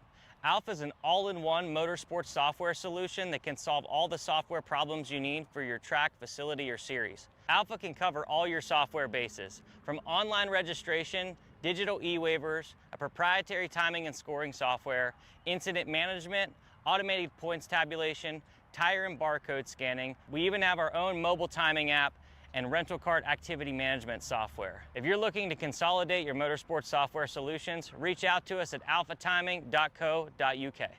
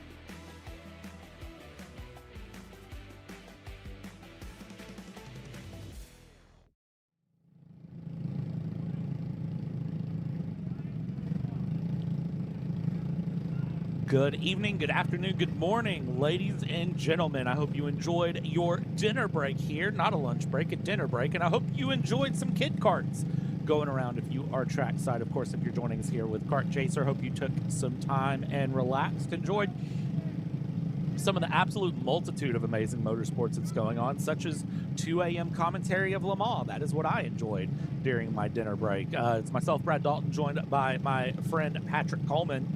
We are rolling out here for the finals here at the Indy Karting Challenge here at the K1 Circuit, Whiteland, Indiana. It's 206 cadets rolling out here. And Patrick, let's talk about this. Their pre-final was awesome. Every pre-final was amazing. 206 cadets, James Fox, Diesel Maxwell up in the front here. Bo Laser had a good challenge, but is going to be sitting in fourth. What can Bo Laser do here in the final to get up to the front?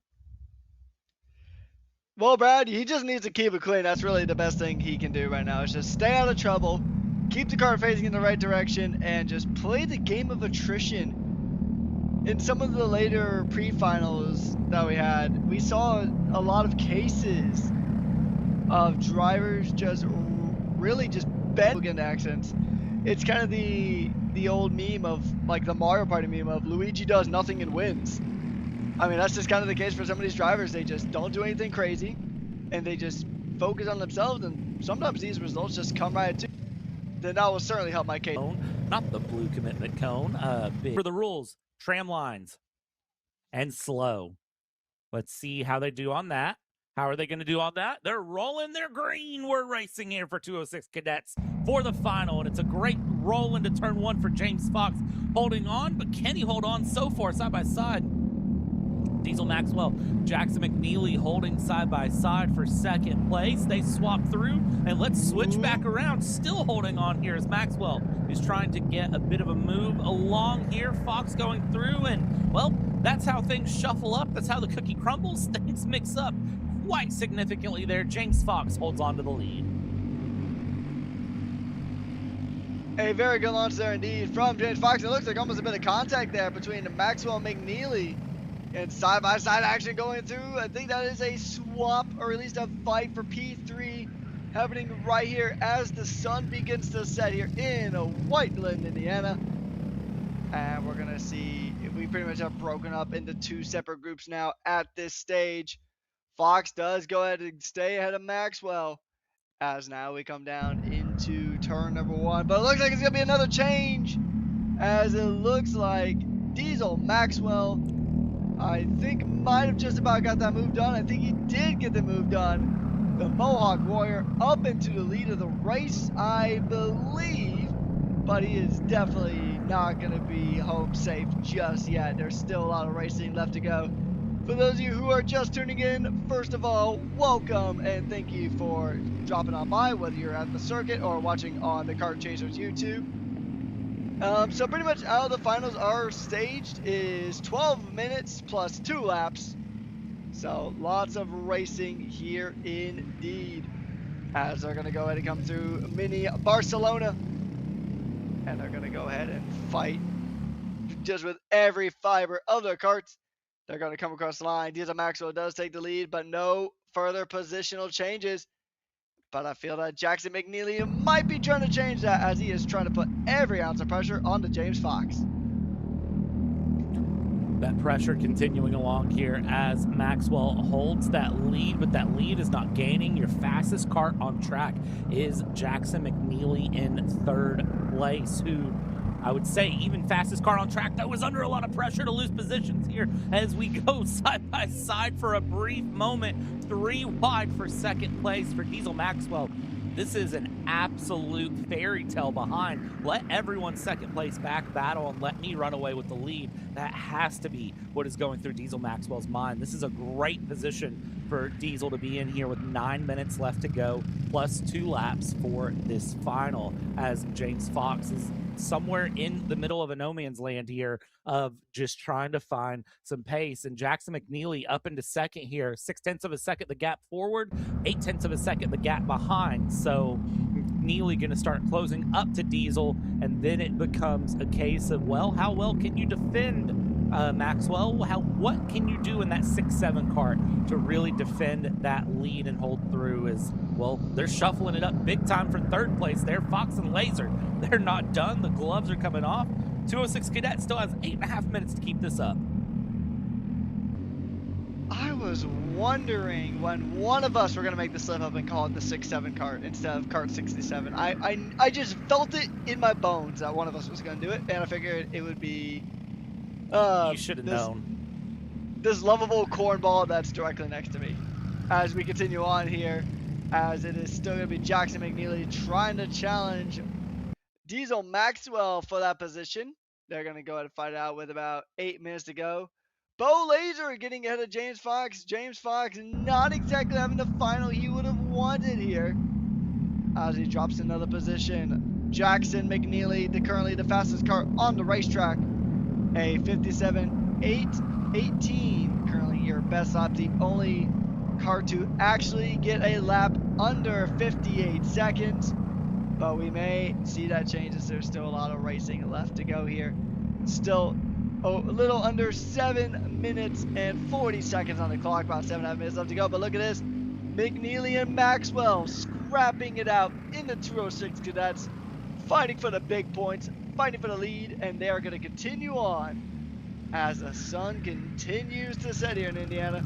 Those temperatures will drop, but the pace will not. Some things to note, by the way, going into this finals, the fact that Jackson McNeely picked up a 3-second penalty for a jump start on the last race. So Jackson McNeely won the pre-final, but then dropped off the order because of a jump start penalty. So for McNeely, this is a bit of a redemption fight back here. James Fox, your fastest car out on track right now in 4th place, 57.781 to a 57.881 being ran by your leader. Bo Laser 57.87s and a 58.1 from Jackson McNeely last time across. So you've got Diesel Maxwell finding some pace here, digging deep halfway through the time in this 206 Cadet heat. And that's going to be the key here if you are Diesel Maxwell to hold off Jackson McNeely, is you've got to dig deep, you've got to find pace, and you got to be able to keep it up for another 6 minutes plus 2 laps. Here's the good news for these drivers is the fact that, well, they don't have to race again tomorrow. We're not running multiple days of racing, so they can really afford to just absolutely ragtail these karts out today and run them to their absolute limit. Here's the bad news is you want to make sure that you make it to the end here. That physical endurance in this cadet class is going to be very, very important here. Bo Laser last time across set a purple lap, 57.306, by the way, fastest lap of anyone, while your leader was actually the slowest kart on track. So something not going right for Maxwell. Last time along here, down the backstretch, a little bit defensive, Maxwell to McNeely. McNeely thinking about a move into Daytona, taking that Tony kart down the inside, and Jackson McNeely gets a move done, 3rd to 1st, halfway through, and is now in the lead of the 206 Cadet. That was a very good move there from Jackson McNeely. He did exactly everything he needed to do. He lined up the move, he played the long game, and once that opportunity presented itself, he just went for it. Very nice, very clean, nothing that Diesel Maxwell could do about it, but he has to put that behind him. He's got to go ahead and just reset and just try to regain a position or play it nice and neat until he's able to actually get the move. He looks like he's already trying to get a little punchy here at this stage. He does have Bo Laser though right behind him. So this is shaping up to be a beautiful 3-way fight for the race lead between the 206 Cadets of Jackson McNeely, Diesel Maxwell, and Bo Laser, who is laser focused on trying to get that P2 position, trying to work his way up, trying to get past the man that we have dubbed the Mohawk Warrior in Diesel Maxwell, driver who normally would be sporting the Mohawk on his helmet. Unfortunately, he is not this time around. So hopefully we see it back next round. But as it sits right now, I think if he had to trade the Mohawk for a P2 or maybe even a win, I think he'd probably do that. Yeah, I definitely think that would be a good trade-off at this point. So if we lose the Mohawk, but Diesel Maxwell starts picking up wins after wins after wins, I definitely think that that is a valid trade, honestly. So let's see how that plays out for him all the way through. because this is going to be, they're not done. I will tell you right now, they are not done fighting through. Bo Laser showing some great pace here. McNeely, Maxwell, and Laser battling it out. Fox is a little bit further back, and then Kyler Hendrickson has fallen a little bit further back. Isn't really that far off on pace, though, Kyler Hendrickson. It's only a little bit a lap that pace is off, but it's just enough that it is making the difference through. So let's see how it plays out here for the top 4 into the end, though. Right now, it is the Tony Kart of Jackson McNeely leading Diesel Maxwell here with Amax Karting, who is looking to put a move in, I would say, and there's the move down the inside. Diesel Maxwell fighting it back through, but McNeely able to do a beautiful defense. Can we switcheroo yet again here, though? And here's the problem. Look at the contact with Bo Laser. It's a flashback to the heat. That is exactly what happened to Bo Laser in the heat. It was contact between him and Maxwell that spun Bo Laser. And it just happened again. Lightning strikes twice here, as we see almost an exact carbon copy of that incident from the heat that you're talking about, Brad.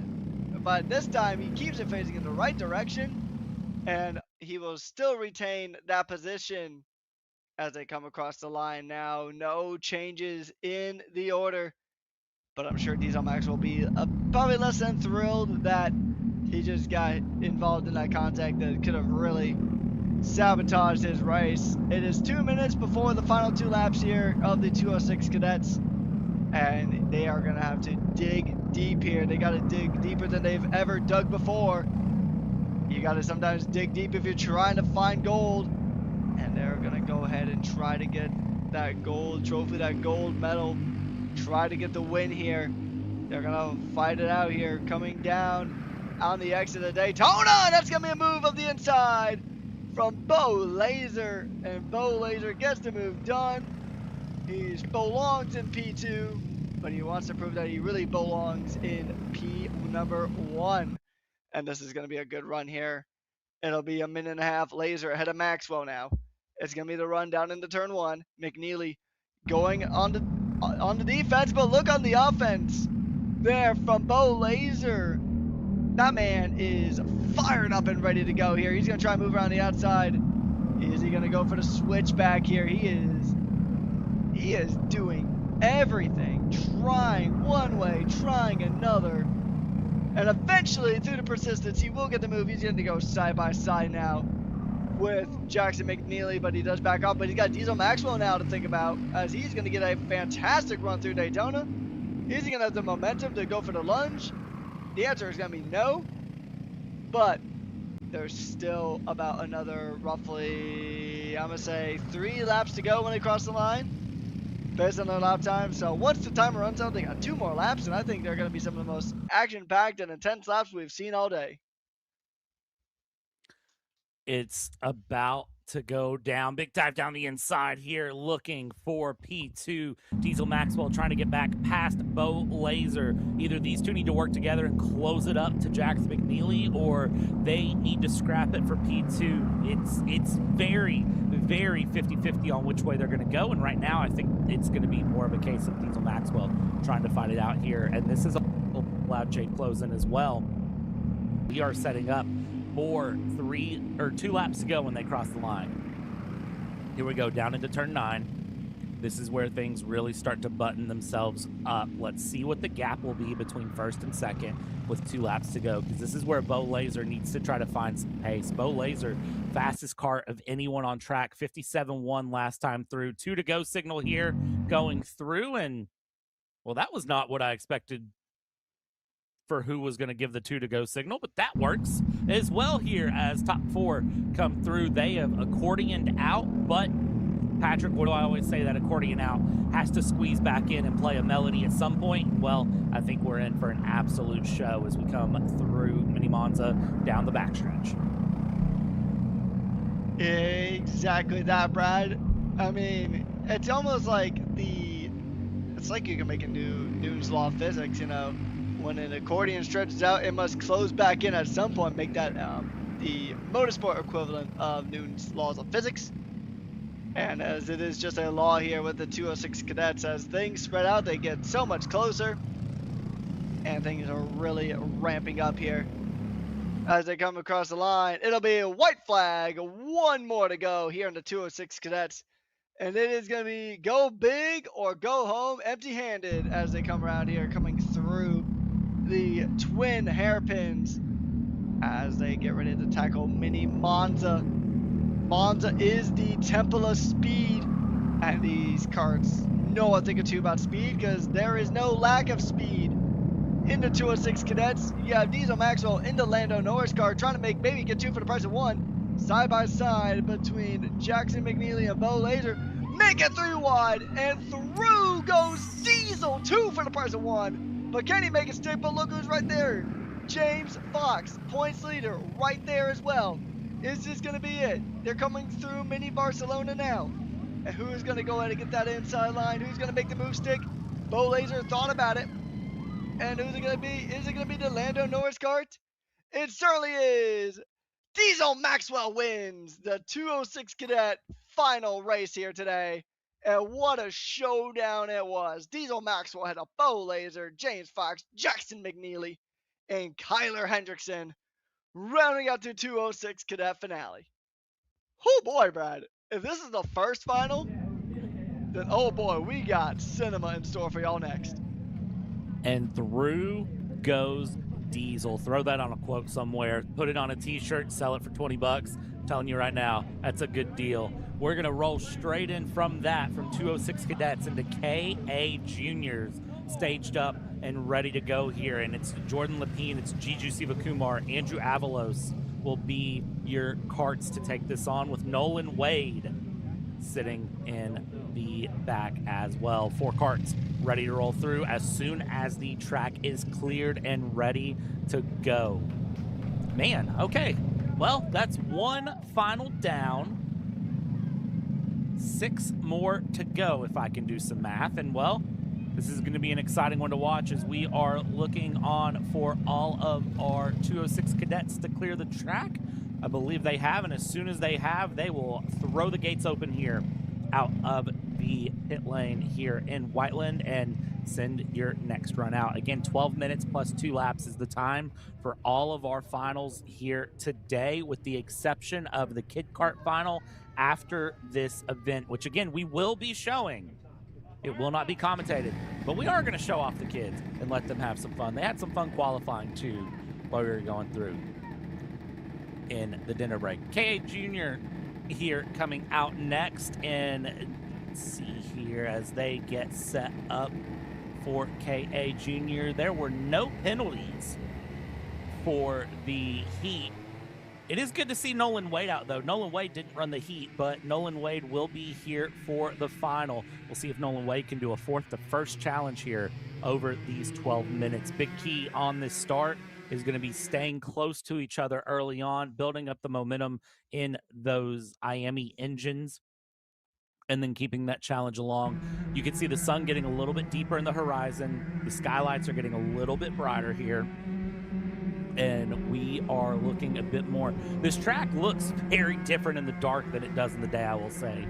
And, you know, Patrick, one of the things that we haven't talked about, how much your sort of point of reference changes when the sun goes down. All I'm gonna say is, if you're normally the kind of guy that runs a darkened visor, like I know some of my friends that I go karting with on occasion have darkened visors, then I certainly hope you brought another visor that will go ahead and allow you to actually see what you're doing, because it does change, you know, even at my local K1 speed track. So we do glow night, where we turn off the lights and there's like a neon strip that illuminates the track. It is almost an entirely different racetrack sometimes when the lights go out, and it's going to be the same thing here once the sun goes down fully and we are deep into night racing here. Speaking of racing, they're going to form up into the tram lines, going to go 2 by 2 like they're going into Noah's Ark, but we're going green here for the KA Junior Final. Great run through the first couple of corners here for your KA Juniors, all sticking together very close here through into Mini Monza they go for the first time. Siva Kumar, Lapine, Avalos, and Wade all right nose to tail into the backstretch. You can see as they are going along here and through and trying to start out for the first time into the Barcelona section, as we have called it. You know, pattern recognition is a fantastic thing because, I mean, if you're unfamiliar with a lot of the European tracks, then some might not even know what Barcelona even is. Well, it is a fun circuit, very high on tire degradation, but it's funny just how the human brain recognizes patterns like that. And also, the human brain in general is a fantastic thing. And these drivers are using kind of that pattern recognition now to kind of say, okay, I see that in these particular corners, I might have a shot to make a move. And muscle memory is also a great thing too. And that's something that's definitely going to help these drivers. Because like you said earlier, Brad, your point of reference will change drastically once the sun fully sets and the floodlights come on. We know that it has become a drastically different feel all the way around. So using a little bit of that muscle memory from driving the track through the warm-up, through the quality, through the heats is really gonna go ahead and help you out. The muscle memory is a fantastic thing as Siva Kumar is thinking about getting a move done onto his teammate. The new gen racing drivers trying to make it a new gen 1-2. But you do have Andrew Avalos right behind in that with that bright white helmet. That is definitely going to try to make that difficult as he is chasing them down through Daytona. Well, you know, you talk about the muscle memory and the pattern recognition. You know, I think about, like, I bought a house a year ago, and the first time coming here in the day versus the first time going out at night and trying to find my road and my house and my driveway at night when I first moved in was nearly impossible. I had to GPS somewhere I've lived my entire life to find the house, and I've lived in this area my entire life. I know these roads. I know what I'm doing. And speaking of knowing what you're doing, Avalos really seems to know how to put some pressure on Siva Kumar here. Andrew Avalos, by the way, fastest kart on track right now. But I say all that to say that, you know, at nighttime, things can look drastically different, and all of those points of references are absolutely gone. Even if your muscle memory is there, it is gone. Andrew Avalos, though, the muscle memory is still there down the inside through Daytona. Beautiful pass in for second place. No fight to be had from Siva Kumar. That is just the case of a pace difference. Leapfrog up into second, and now they need to try to close that gap to Jordan Lapine, the 817 up in first place. Let's see where the gap sets as they cross the line and what the pace looks like here. Of course, with that pass, it'll be a little offset. 51-1 last time over for Jordan Lapine versus a 51-4 for Avalos and Jiju Siva Kumar. That is a significant pace difference. Yeah, exactly. We're starting to see that translate to just the gaps that we are witnessing here.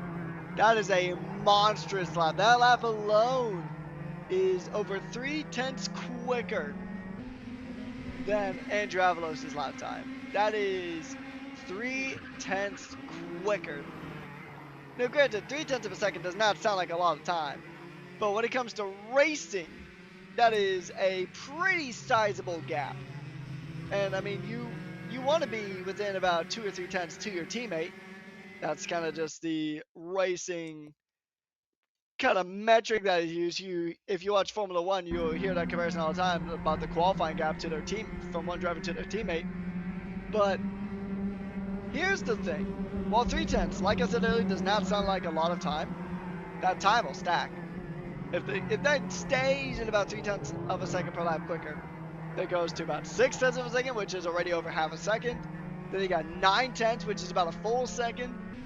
And then it just keeps building from there. And that gap will just, it's not even going to be an accordion at that point. It's just going to stretch and stretch to the point of no return. It's like a rubber band at the breaking point. And soon, that rubber band is just going to snap and you're not going to be able to put it back together. You're not going to be able to close it up. That was your math lesson with Patrick. Very clearly, Patrick, much better at the math than I am. Last time across the line, Andrew Avalos, 50.873. Fastest car of anyone to a 51 flat from Jordan Lepine, bringing back 0.2 of a second there on the run. Gap still 0.9 though, because there was 3 laps of 0.3 a second through. So you do see a bit of swinging back and forth on that pace here. And, you know, if you really want to talk about how much tenths of a seconds matter, you've got Le Mans going on right now. Of course, the 24 hours of Le Mans at the Circuit de la Sarthe going on here. And I mean, they're talking about a millisecond separating pole across 13 kilometers there at Le Mans. Second separated pole position in a class for the 24 hours of Le Mans, and only a second right now, at least when I came back to the booth, was separating the leaders of the overall race 12 hours in.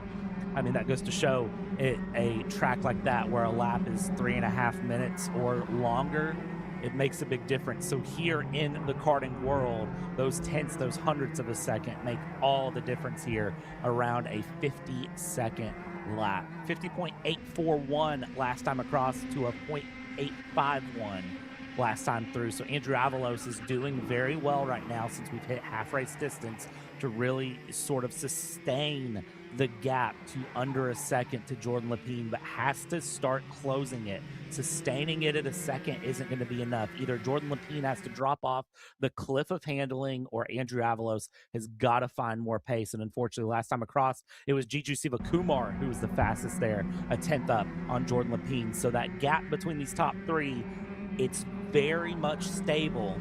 They're swapping who's the fastest between the three, but unfortunately, they really, if you're Avalos and Sivakumar, you need to work together right now to catch up to Jordan Lepine, or you need Jordan Lepine to fall off a cliff in handling and really lose pace. Yeah, and even then, right, even if that fall off of pace does happen, I mean, we've said this pretty much ad nauseum today, where catching is one thing, passing is another. We have seen it time and time again today. And I mean, here's the thing, right? We also know that you're not going to win the race with about 4 minutes and 15 seconds left to go.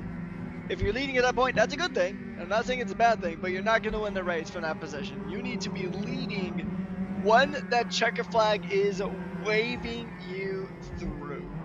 So, I mean, you could literally, like, I mean, we saw in the 206 Cadet Final just a few minutes ago, you know, Diesel Maxwell, starting on that final lap, he was third, mind you. But nobody remembers who was in third around that moment. What we all remember, fresh in our brains, was Diesel Maxwell getting 2 for the price of 1 right on the final lap, and he took all the points. There's no points awarded for being first with about 3 to go. So the big points come at the end, and for Le Pen, he just needs to do what he can to hold on and be sure he is the one at that checkered flag first. And I mean, for Avalos to be there, first he has to catch up to him, and then he's got to go for the overtake. Which right now, I think a bigger problem for Andrew Avalos, as fantastic of a driver as he is, he's got Jiju Sivakumar breathing right down his neck just about. Yep, Jiju Sivakumar definitely applying the pressure here onto Avalos. And I think for Jiju, this is a case of, you know, that your teammate Jordan Lepine is pulling a bit too far away here to close this up as the sun is setting here over Whiteland, Indiana. So you've got a bit too much to make up now. The problem is now you need to stay close to the back of Andrew Avalos so you can put pressure in on the final bit of this race. 2.5 minutes plus 2 laps to go. And the pace is swinging in the favor of Sivakumar in that second place battle. Jordan Lepine currently has that gap stretched to 1.5 seconds for the lead. Is still opening the gap lap after lap, if only just by a couple of tenths, but even a couple of tenths is still an opening nevertheless. So it's interesting to watch Jordan Lepine here not fall off of that pace cliff, not lose that pace, is able to just keep pushing, keep digging, and keep finding that momentum along. It's very, very good to see, honestly. Avalos Sivakumar, that battle for second place, it's going to continue to sit and kind of simmer for the moment until it gets ready to really blow up into the end. Yeah, it's going to be tricky stuff here. And while these guys are battling, I mean, Jordan Le Pen, he is checking out. He is dipping. He is the fastest kart on track. And we're going to see here, the fastest lap time around was Jiju Sivakumar, but Jordan Le Pen will definitely enjoy that fastest lap, as there's probably, I would say, roughly about 4 laps to go, 3 laps to go, I'd say. They're going to finish this lap, cross the line. Timer should be expired by then. They may get a bonus lap, as they are now heading through mini Barcelona before now coming into, which might be, oh, well, there we go. Jordan Le Pen now the fastest kart on track. He sets a new purple lap. If you guys don't know, purple lap means that he's just at the fastest lap of the session. A 50.552 is the best lap there from Jordan Le Pen. And we're seeing a beautiful scrap here between P2, P3, and it is Sivakumar who does get the position. It was under a little bit of threat from Andrew Avalos, who was trying to retake. But in the end, Andrew Avalos does drop a position to Jiju Sivakumar, as now he's going to come through, coming into mini Barcelona.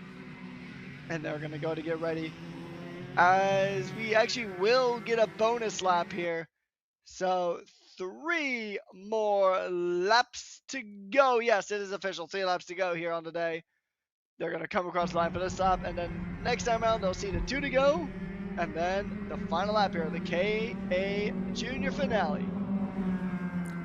Coming through here, 3 to go is the signal, and you now had the battle between Sivakumar and Avalos open all the way up, side by side. They look to the inside, look to the outside. Avalos through the Monza section is not able to get past. Now we run towards Daytona, towards the high banking left-hander here. Stay as low on that as you can. Now uphill through turn 9. Try to carry as much momentum as you can through that sharp 180. Now through Barcelona here, through the sweeping sections of this infield, back towards the front stretch. 2 to go, the signal this time by, and you can see that that gap is sitting at just at 0.3 of a second here, holding on and a long big look down the inside into turn 1 from Avalos, trying to do anything possible to build momentum. Sivakumar trying to just park the bus right in the middle of the track. Sivakumar now really parking the bus in the middle through Monza and doing well to defend here, as we're a lap and a half left to go. Yep, and this is going to be a good battle here. We've seen these two battle out before, and we're going to see that again here, as we have beautiful racing under probably the most beautiful sunset I have seen in a very long time. White flag is going to be the sign, and that's probably a beautiful thing to look at for Jordan Le Pen, as he is looking to grab a victory here. And this is going to be a good run here. He's had a pretty much a nigh flawless run here. And the championship leader, he has won the last 3 events. He took a sweep in round 3, and he's looking to take another sweep here in round number 4. And I think that's pretty much well done and settled. But who's going to get P2 is going to be a question. Is it going to be his teammate? Is it going to be Avalos? They're coming on the final sector now, coming through a mini Barcelona. But you do have Andrew Avalos and Jiju Sivakumar trying to settle the rest of it out. But coming across the line to take another win, 3 in a row, or actually 4 in a row for Jordan Le Pen. And it is a new Gen 1-2, as Jordan Le Pen will finish ahead of Jiju Sivakumar, Andrew Avalos, and then Nolan Wade rounding out the results here in our KA Junior Final. Next up is going to be the Kid Kart race, the only one that is 8 minutes plus 2 laps instead of the 12 minutes plus 2 laps. So the Kids Kart should be fun, and I'm looking forward to it. Kid Kart's definitely going to be a lot of fun. If you're here at the track, make sure you enjoy. We are going to take a step aside and let the Kid Karts get on with their fun and enjoyment. When we come back here, it will be time for the KA Senior Master Combined Run. But enjoy the Kid Karts. Enjoy the sights and sounds of the youngest drivers here getting their first experience behind the wheel of a car. And you never know. You never know where you'll see these names in the future. That's the exciting part about Kid Kart. But stick around with us here on Kart Chaser. Commentary team will be back at the end of the Kid Kart race.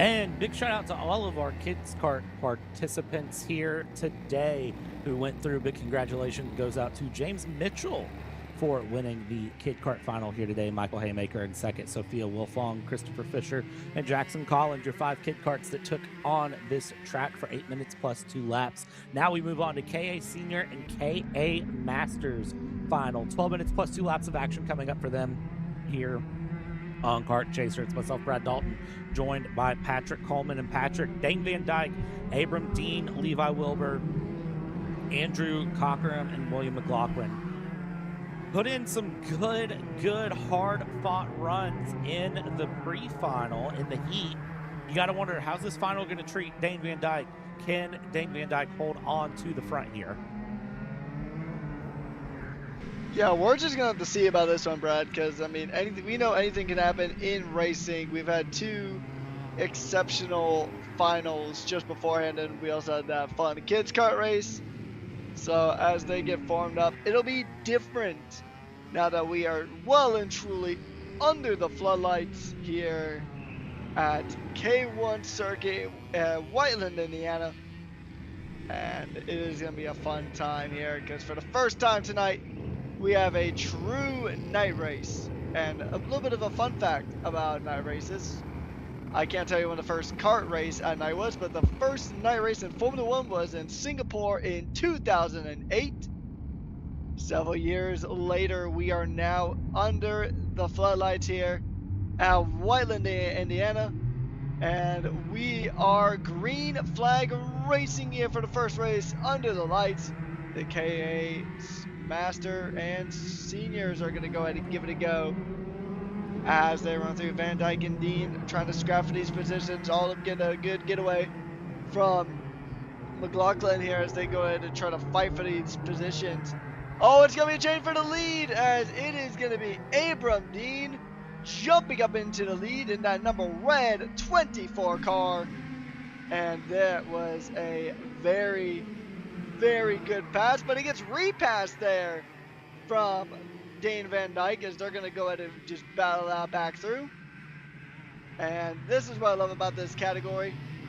These guys, they've been around the block a few times, and they will know the best times to overtake.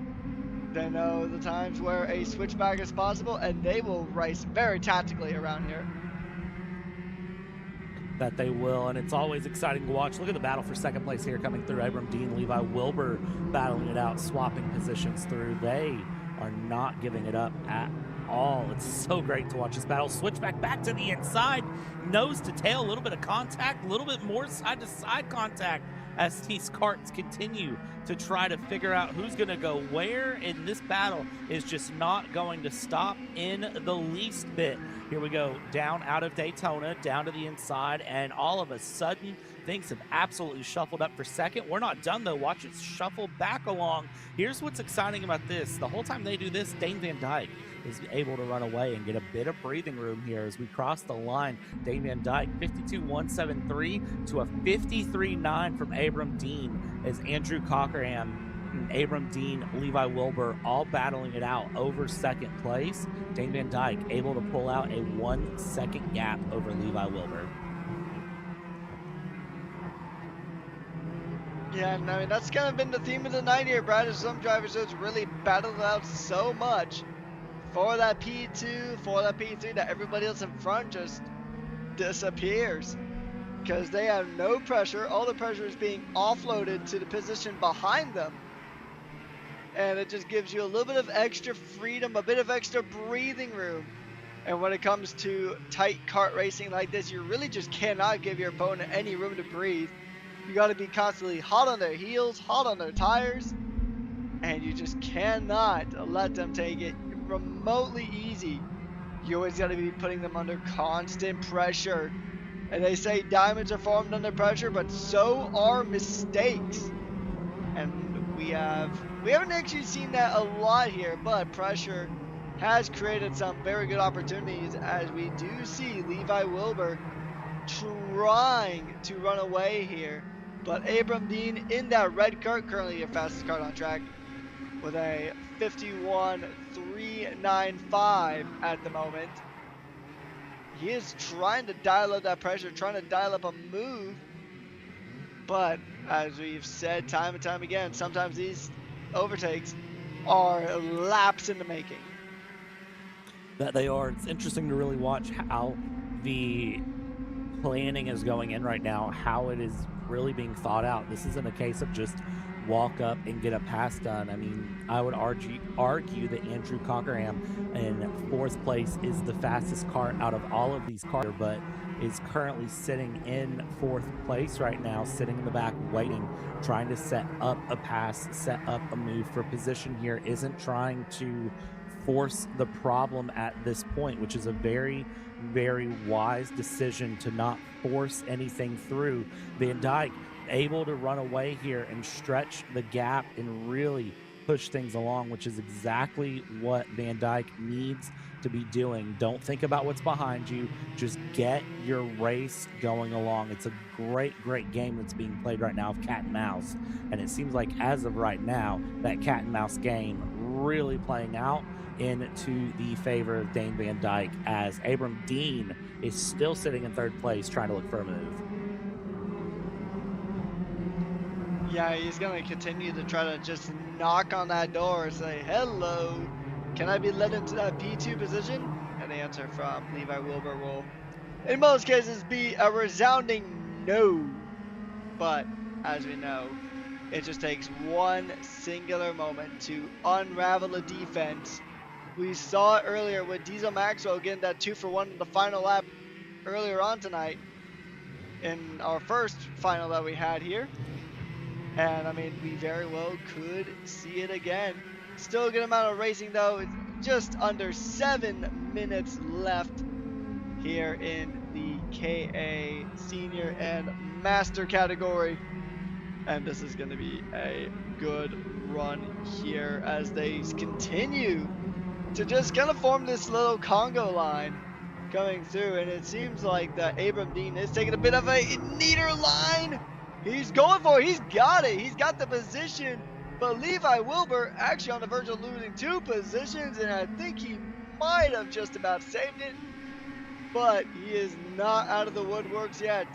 He still has that threatening number 51 of Andrew Cockerham trying to close it in, trying to get another position there. But one thing's for certain, Abram Dean up in a P2. He built up the pressure, and the pressure finally gave way. And that is a swap for P2 in the books.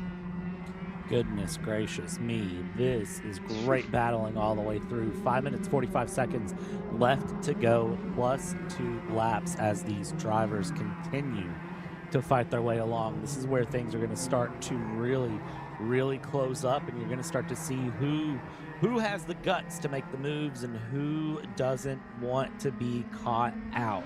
As the carts go down the backstretch yet again, you can see that gap opening up. And I just have to point out, think about the difference in how this looks now versus how it looked for KA Junior. Think about how much less sun is in the sky, how much more we're relying right now on the lights on the track to really show you the way. Look at how dark some of these areas really are on track. It's very, very surprising to look at and really see where the difference has shown up. So as these carts are going through, keep that in mind here as they try to work their way along into the end of this race, because especially right here, this will be your darkest section of the track back here in the corner, and this would be where if there were to be any big errors just from misjudging a clearance, it would be from back there.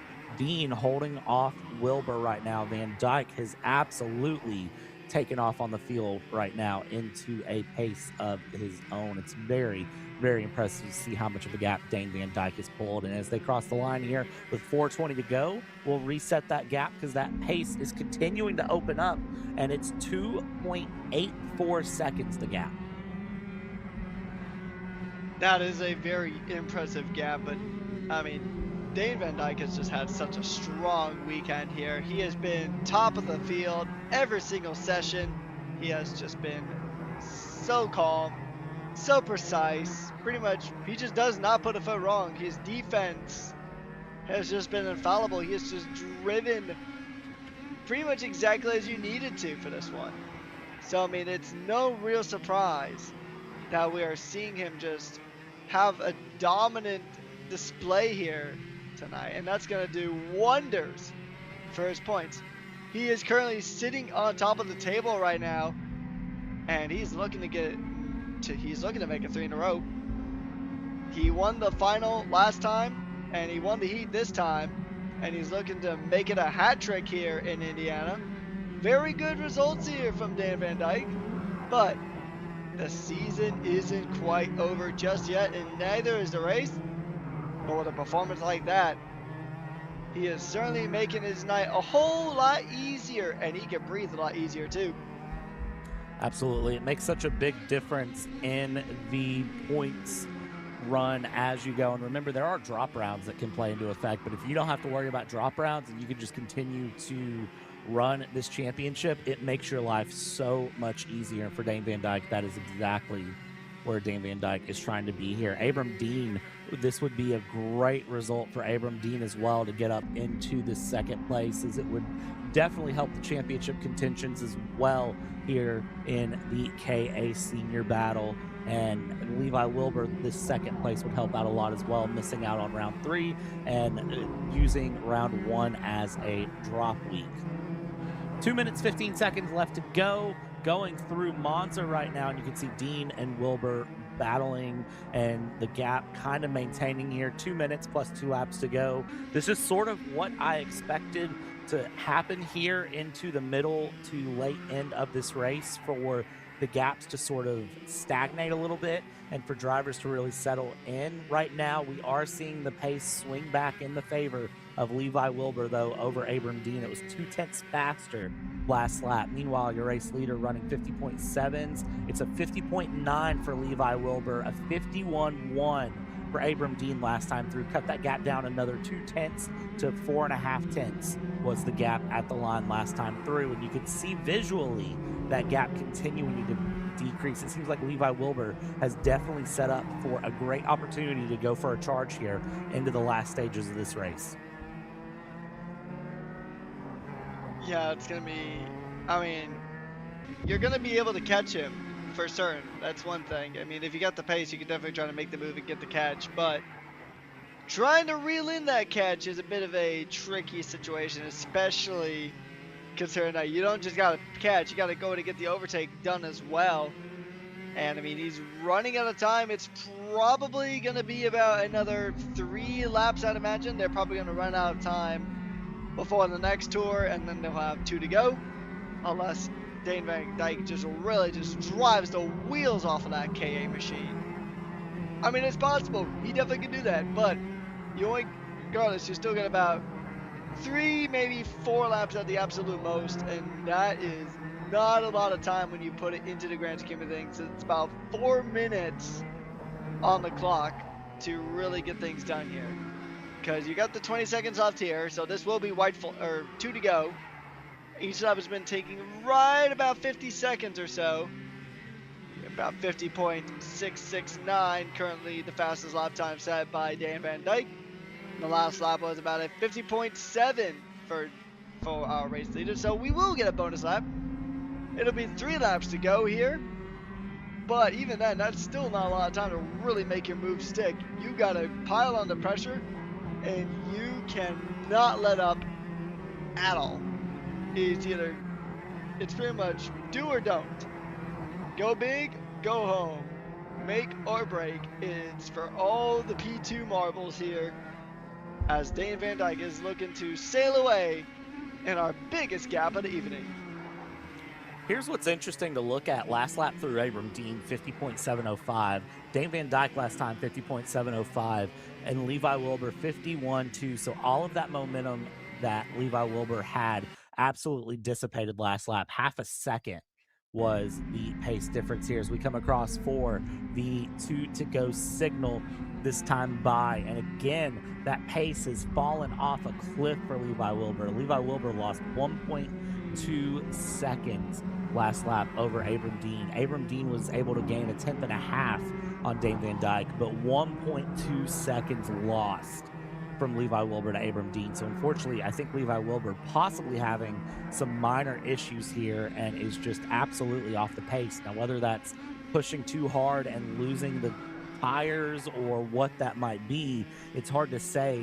But for Levi Wilbur, it has been an absolute drop-off. For Dane Van Dyke, I mean, this is a storybook ending to the weekend here under the sunset here in Whiteland, Indiana, just south of Indianapolis here. Dane Van Dyke comes across the line, takes the white flag, 1 lap to go, sets the fastest lap of anyone here with a 50.664 on the 15th lap of the circuit. Now that is a driver showing a lot of promise. And let's talk about Dane Van Dyke. 391 points in the championship, finished 3rd in round 1, finished 2nd in the final in round 2 after winning the heat.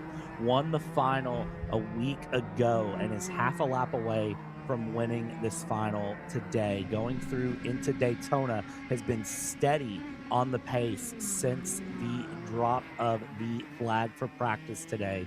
Coming up into the Barcelona section, smooth and consistent for Dane Van Dyke. It is a matter of a sunset victory here, and I can't think of a better way to do it. We'll come across the line and is going to take the double checker flags to win the K8 Senior Master Combined Final here in Whiteland, Indiana for round 4 of the Indy Karting Challenge. Abram Dean will come across the line in 2nd, Levi Wilbur 3rd, Andrew Cockerham in 4th, and then William McLaughlin not finishing this final today. Yeah, I think in this class in general, it's been a tricky one for William McLaughlin. He didn't have a great time in the heats either, so I think it's just been a really tough day for William McLaughlin here. But it is unfortunate, but what is fortunate is the fact that we got more racing coming your way here on Kart Chaser. The mini Swifts are about to head out. While the karts may be small, the action is big. And honestly, we're going to have a large amount of fun here when this mini Swift comes at you here shortly.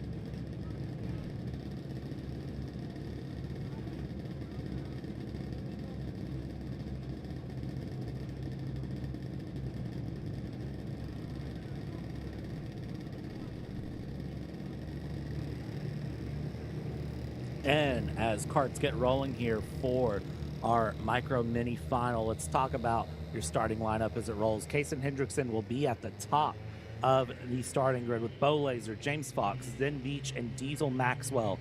Your 5 mini Swift finals here. I will tell you right now, taking a look at the go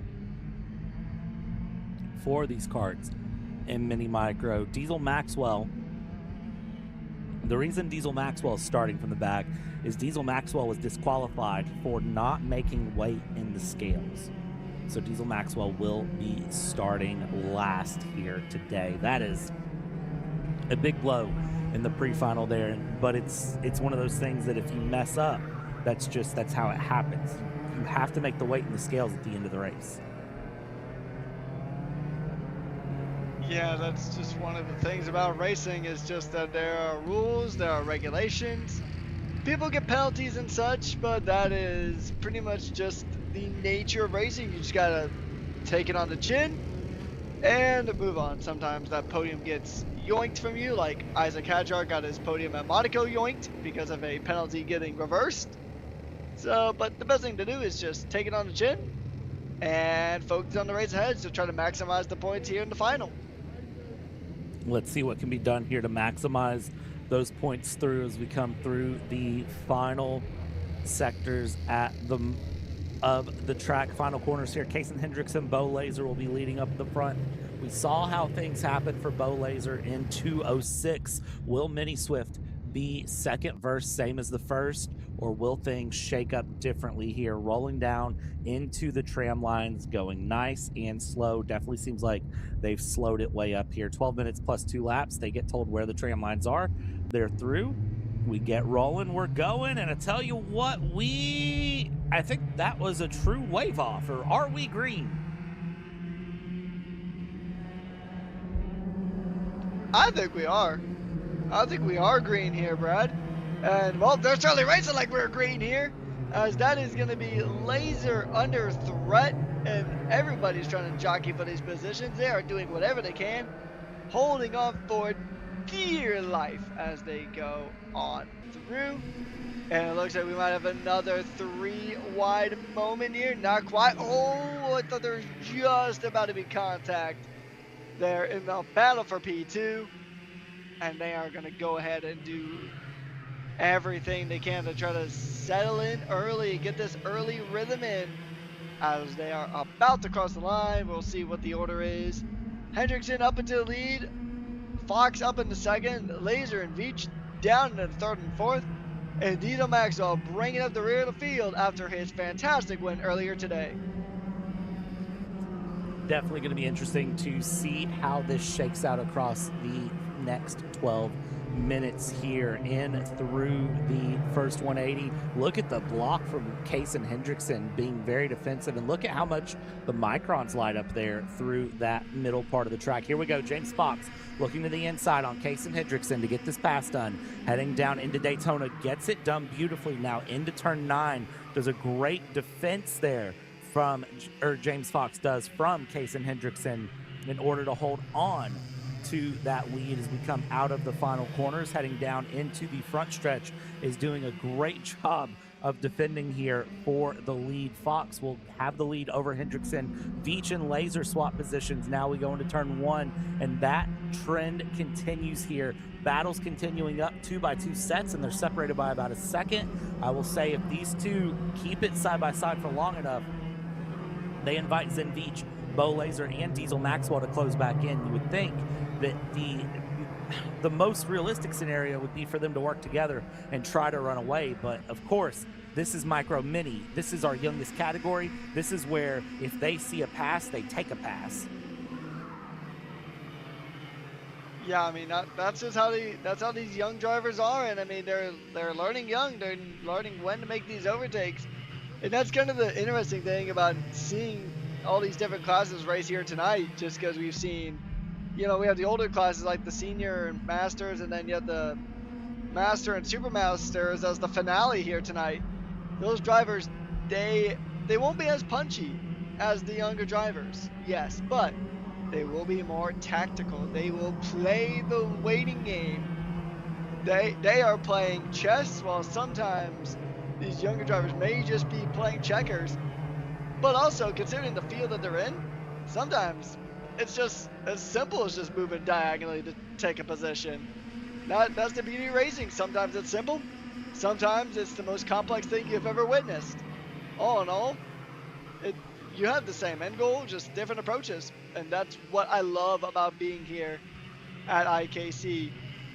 Yes, it's go-kart. It's all karts racing, right? On the surface, it seems pretty simple.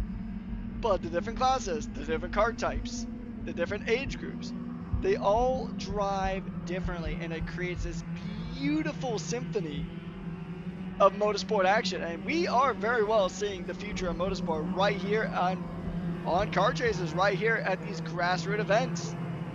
I mean, I'm pretty sure 7-time Formula 1 world champion Lewis Hamilton got started at grassroots events just like these.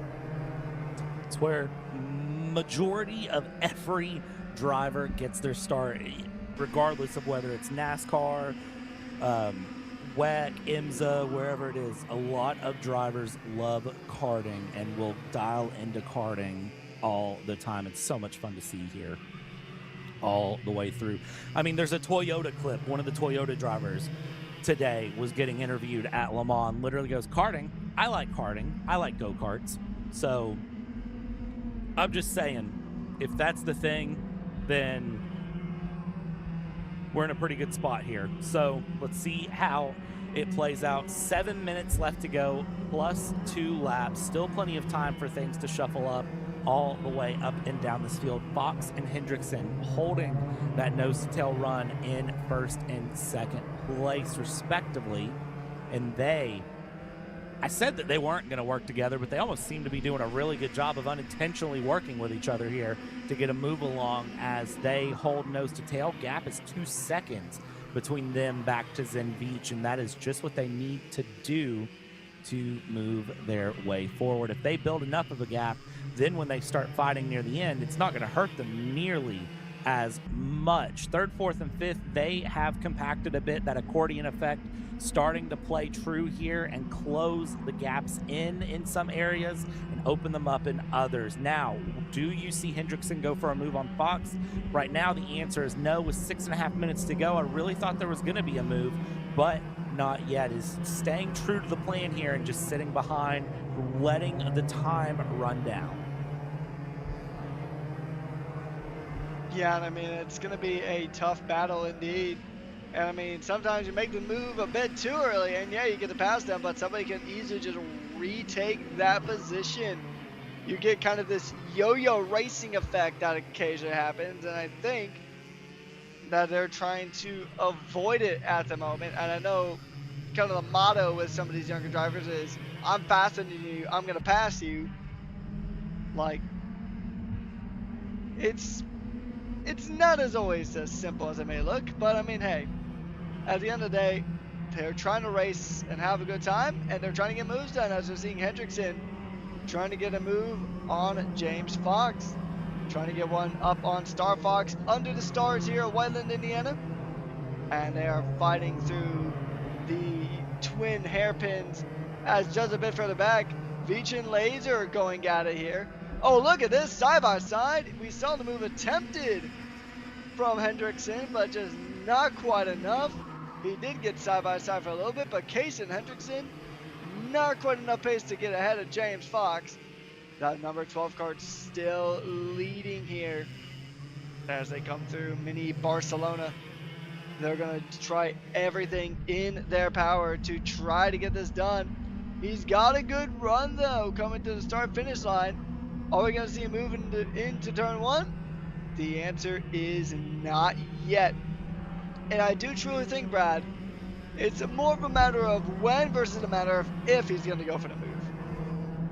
I agree with that completely. It definitely seems that Kaysen Hendrickson has the pace and has the look to go for it. It's just a matter of when does Kaysen Hendrickson want to go for it. Now, Kaysen is also very smart, though, and Kaysen is a wise driver that knows to wait and see how this race plays out before going for said move. Isn't necessarily going to go for the first opportunity, but may go for the best. That's how you end up with a record like Kaysen Hendrickson, 112 races, 10 wins, 29 podiums, 6 poles in 7 seasons worth of racing here on the Carter database, and that is an impressive statistic. Some of those wins include round 11 of the Indy Karting Challenge, round 9, round 8 of IKC in this mini Swift category, has won in 206 here at Whiteland as well, has ran in national events like King of the Castle last year, ran in CKNA Summer Nats at MCC last year, finishing 12th out of 20 in the go there at the Spring Nats last year. That is a big run. Finished in the top 20 at CKNA Grand Nats at Newcastle in September of last year. So if you're Hendrickson, you are smart. You definitely know that racecraft thought to wait a little bit for a pass and not necessarily go for the first one you see. but you've got to go for one when it presents itself at the same time. It's a big balance here, but definitely Hendrickson seems to know how to play that game. Yeah, and you gotta really just know when to go, and that almost went super badly. I thought I was about to see a car become a Beyblade and just go on a bit of a spin there. I think there was contact there between Fox and Hendrickson as they now continue to scrap it out here under the lights, and with about 2.5 minutes left to go before the final 2 laps, there is going to be no quarter given. They're going to go for it. And I know it's tricky sometimes, but I mean, sometimes you just got to accept that it's not just a madness to your methods, but there are methods to your madness as they're going to continue to try to fight on around here. I mean, that's the thing about these cadets. They're going to try and move in places that other more experienced drivers might not even attempt, but that's the beauty of these young drivers. They're trying to learn, and honestly, I think they're doing a pretty darn good job of it. Well, and these top 2 are big titans in this category to definitely be keeping your eye on. We talked about what Hendrickson has done in some of the national scene, and Fox has the same sort of reputation through, unfortunately, DNFing in the CKNA Grand Nationals last year in the cadet categories, but was able to go down to Daytona Kart Week back at the end of December and pick up top 10s in that run, and was able to pick up some great runs going through at Route 66 at Newcastle. Apex Midwest Round 1 actually won in micro, so this is a driver that has a lot of pace. You've got 2 very strong mini micro drivers up here at the front in first and second. They know how to race well with each other. They've raced each other at multiple different events throughout the last couple of seasons for sure, and so they are ones to really watch with each other and see how they go. Fox also picking up in the Spring Mats last year a top 10 in the mini micro category. So keep your eye on these 2, because we talk about these younger drivers becoming racers of the future and the names in the future. I would say James Fox and Kason Hendrickson definitely on their way to very successful careers here as they go in with 15 seconds left to go, so call it 3 laps to go at this point. Fox and Hendrickson sticking nose to tail. At some point, Kason Hendrickson has got to go for the move, and I would say as soon as they come around to that 2 to go, Kason Hendrickson will pull the gloves off. They're already off, but I think the punches will start being thrown.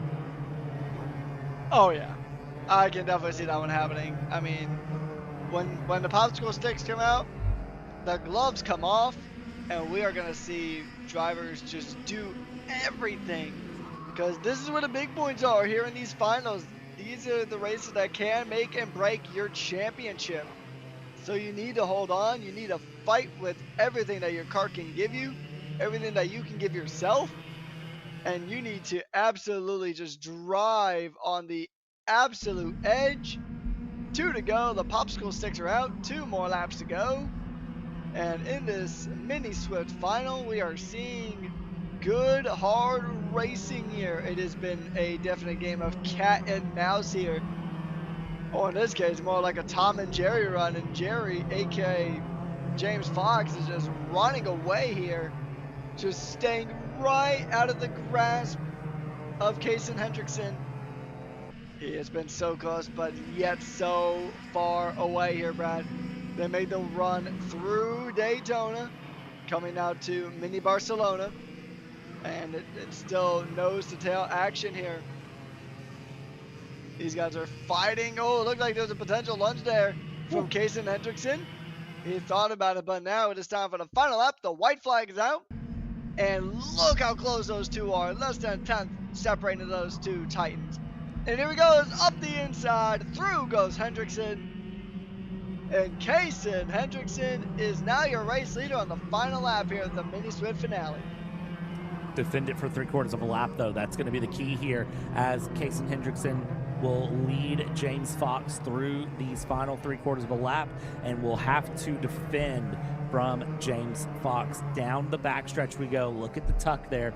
from James Fox, building up the momentum coming into Daytona. Big run out of Daytona. Will it be enough to go for a move into the uphill of turn 9? Carries great momentum out of 9. Coming down into the third sector. That gap has closed, but hasn't closed enough for the final few corners.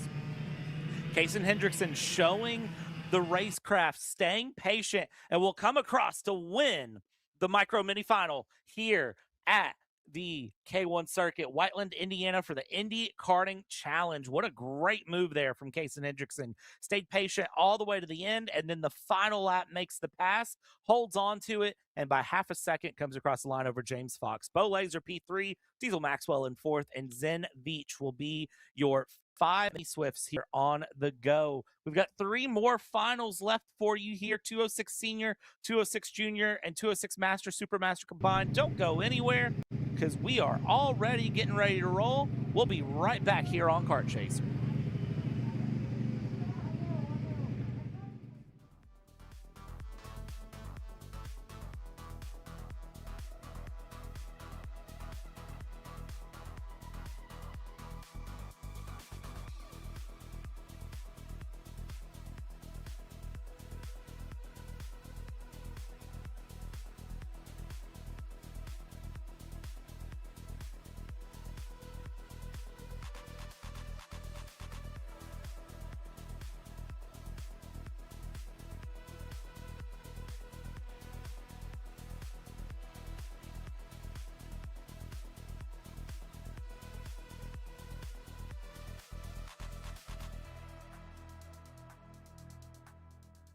Three more finals to go, and your 206 Seniors up next here. Braden Johnson, AJ Lund leading your front row with Levi Wilbur and Lucian Laser. Raider Santos, Gavin Haltom, Zachary Allen, Adam Maxwell, Brayton Heber, and Stockton Phillips, your top 10 here. And talk about heartbreak for Brayton Heber coming into the final corner of the final lap.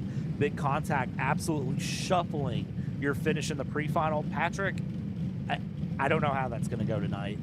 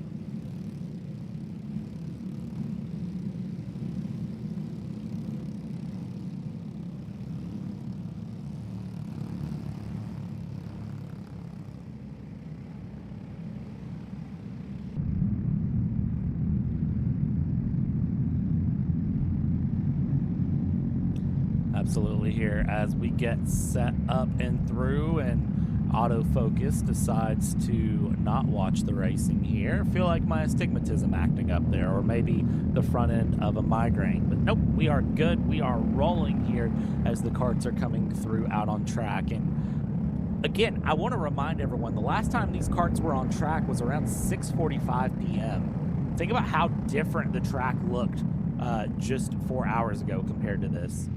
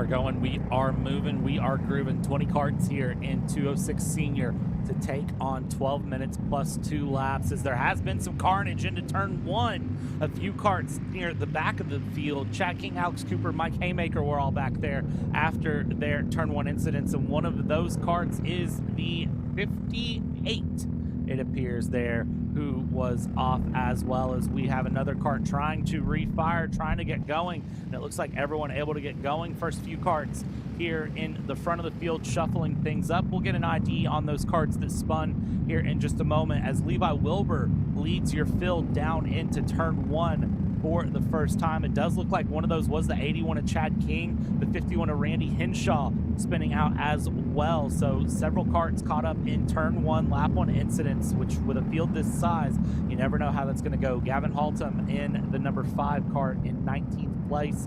We had 20 karts start. We've only had 19 cross the line. So attrition playing the game here. You can do the calculations here to find your 1 kart missing, and it's Nathaniel Labor, the 88, through. Up in the front though, Wilbur Johnson, Lund Laser continuing to battle here, and this is going to be a hard-fought battle all the way through. This was a class that the top 10 all stayed close together and had some great battles, and you can see the hand up there. That is Nathaniel Labehart, who has the hand up and is trying to stay out of the way of all of the leaders as they come across the line. Very wise decision, I have to say.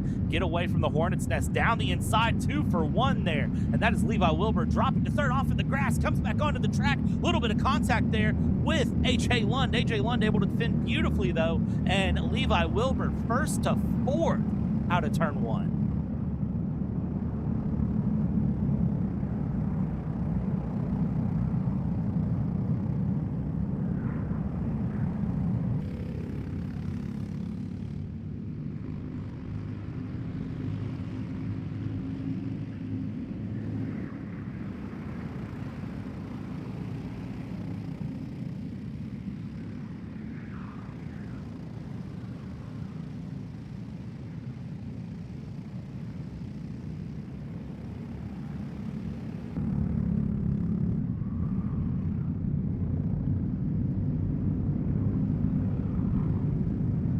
Certainly could be.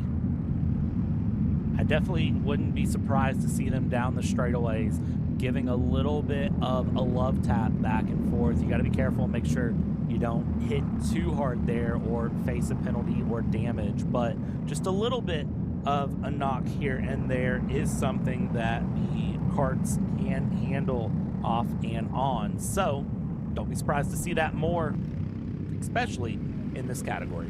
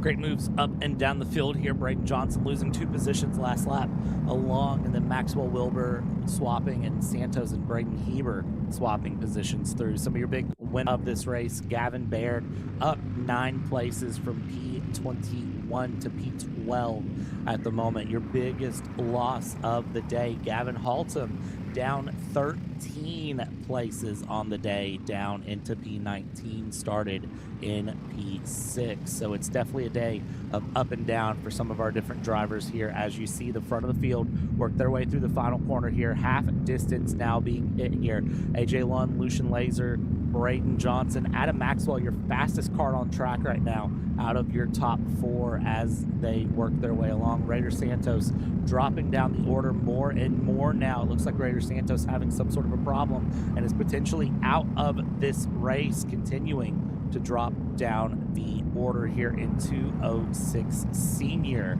Coming down the backstretch here, top 4, very close nose to tail. And let's see, does Lucian Laser go for a move on AJ London to Daytona? This has been a popular passing spot here today. It's not a traditional passing spot, but it's been a good passing spot. No move to be found there, but the top 4 stick nose to tail right now as they head into the 3rd sector. And this is where I think you start to think about it, Patrick, and you start to do the mental calculations of, when should I pass? What should I defend? Or should I follow this through to the end? And I have a feeling that here soon, Lucian Laser is going to look for the move, not into turn 1, but probably more into the hairpins or into Daytona.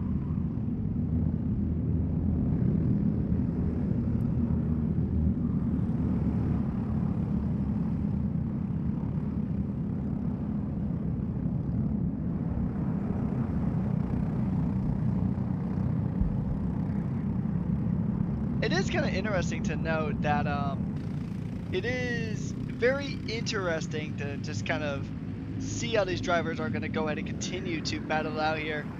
And I mean, you got to sometimes play a little bit of chess as you fight through here. And actually, it looks like we're having a little bit of a Congo line potentially forming for the race lead here, as I think it was indeed Raider Santos who did have that issue. It is unfortunate, but I mean, hey, sometimes that just tends to happen. Mechanical issues are one of the most unfortunate parts of racing. And I mean, we've seen a few mechanical mishaps here and there, but yeah, it's never any less of a bummer when it does happen, especially on the final race of the evening. Absolutely. It is heartbreaking, but it is just part of it, and you learn just to kind of take it on the chin and move on, as long as it wasn't something you caused. Learning that lesson myself. Now I have a project truck that I may or may not have accidentally left a bolt loose and might have blown the motor up over it. So yeah, with that being said, you live and you learn. Blue flags out with the yellow stripe right now for some of our back runners here. Nathaniel Labor getting that flag here, indicating the leaders are coming, and you gotta be careful and make sure you don't impede here. AJ Lund, Lucian Laser, Braden Johnson, Adam Maxwell, all very quickly making their way to the back here of Nathaniel, and they are showing a lot of strong pace right now here in the top 6. Levi Wilbur, Braden Heber with them as well as we head down the back stretch. And you can see here, tucking the head here, sticking nose to tail, Lucian Laser, AJ Lund looking to make a move where possible, if possible, as we're 2 minutes 45 seconds left to go, plus 2 laps. I think that plus 2 laps is really going to be where we see the move. Oh yeah, definitely. So we're gonna just kind of see how this one transpires, as we do have Maxwell jumping up ahead of Johnson. Adam Maxwell and Braden Johnson swapping positions here. Adam Maxwell now jumping up into P3. Maybe trying to get a podium like Diesel Maxwell earlier. Not sure there's a relation between the two. I'll have to do some deep diving to look into that. But regardless of the fact, we may have had multiple Maxwells on the podium here tonight, as it is going to be trying to be laser focused on getting the move on AJ Lund. And once again, going low on the Daytona line seems to be the popular one here. Adam Maxwell is the fastest kart on track, or at least it was earlier. I think the actual fastest kart on track is AJ Lund, I think, with a 56.352. Last lap. Best lap still going to Adam Maxwell. A 56.209 as new lap times coming across the board at the moment. Lucian Laser actually the fastest car on track now. So, with a minute and a half before the final 2 laps here, this race is still red hot. That it is still anyone's guess how this race ends, but as these top 4 work their way along, they're sticking really well nose to tail. They're not letting 5th place of Levi Wilbur really close up, and Braden Heber, your points leader, unfortunately not able to really close up the gap either. AJ Lund doing a great job of just holding the line, Lucian Laser doing a great job of following through, and then Maxwell behind that, and then Johnson behind that. One of these top 4 definitely going to be in a strong position to get a good charge going on this race here as they come across the line. 40 seconds left to go. Should be 3 to go, the call here, and it is still a case of Adam Maxwell, the fastest kart in the top 4 here. AJ Lund, though, a little bit faster than Lucian Laser last time through. 3 laps to go here. Patrick, this is the case where we really start to see drivers who have been patiently sitting 2nd, 3rd, 4th really turn up the heat and start to close the gap, start to go for the pass. But the key is get the pass done, but get it done cleanly and don't cause an incident. Yeah, this is the class because it is the biggest field of them all, Brad. It is the class with the highest chance of creating a domino effect if there is an accident. If one car crashes, and then it could lead to several other cars just being collected by it. And I mean, in our times that you and I have covered oval racing, we have seen that honestly almost too many times to count. So 2 to go here in the 206 senior. It is going to be AJ Lund leading from Lucian Laser and Adam Maxwell top 3 here. They do have a pretty solid gap to Braden Johnson a bit further back as they will continue on. Adam Maxwell still holding the fastest lap, a lap that was set or a time that was set on lap number 6. And then when they cross the line, it's going to be a white flag, so they know they have to go big or go home. They know they are going to have to do everything possible. They're going to have to think outside the box. They're going to have to get creative. They're going to have to get inventive. They're going to have to pull off a move so extravagant and so unorthodox that it makes some people think, hey, that might not be too bad of an idea. And we're going to see them almost bump drive to gear as it is white flag. 1 to go. Adam Maxwell does get the move just before the line, getting ahead of one Lucian Laser. As it is 1 more lap to go here in the 206 senior finale. And I must say, what a finale it has been. And it's unfortunate that we only have 2 more finals after this because every race here has been fantastic here in Indiana. Absolutely. Here we go. Battle for the lead into the last half of the lap. Defense down the inside. Look over the shoulder. Battle for 2nd place incorporates, though, Laser trying to go down the inside of Maxwell into 9. Big shuffle there. Defense through. That might have been the saving grace for AJ Lund there with Lucian Laser deciding to go after Adam Maxwell. That might have given AJ Lund just enough breathing room, but don't speak too soon. Right on the back here, Lucian Laser drag race to the line, and by 0.075, it is going to be AJ Lund over the line to take the win in the 206 senior final over Lucian Laser. Adam Maxwell 3rd, Braden Johnson 4th. It'll be Braden Heber with a top 5 here today. Levi Wilbur down into 6th. Colton Kelly, what a drive for Colton Kelly from P18 to P7, up 11 places on the day, and up 11 places as well. Big shout out has to go to Gavin Baird in P10, up 11 places on the day. What a absolutely amazing go for your 206 senior final. Moving on now, your penultimate final coming up here momentarily with 206 junior.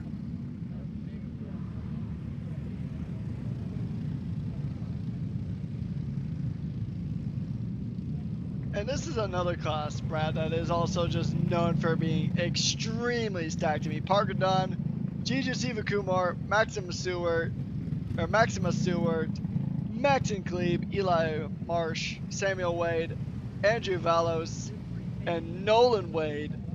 Those have all been standout competitors. We've seen a few of them in multiple classes, like Avalos and Siva Kumar. We've seen them in multiple different classes here on the day.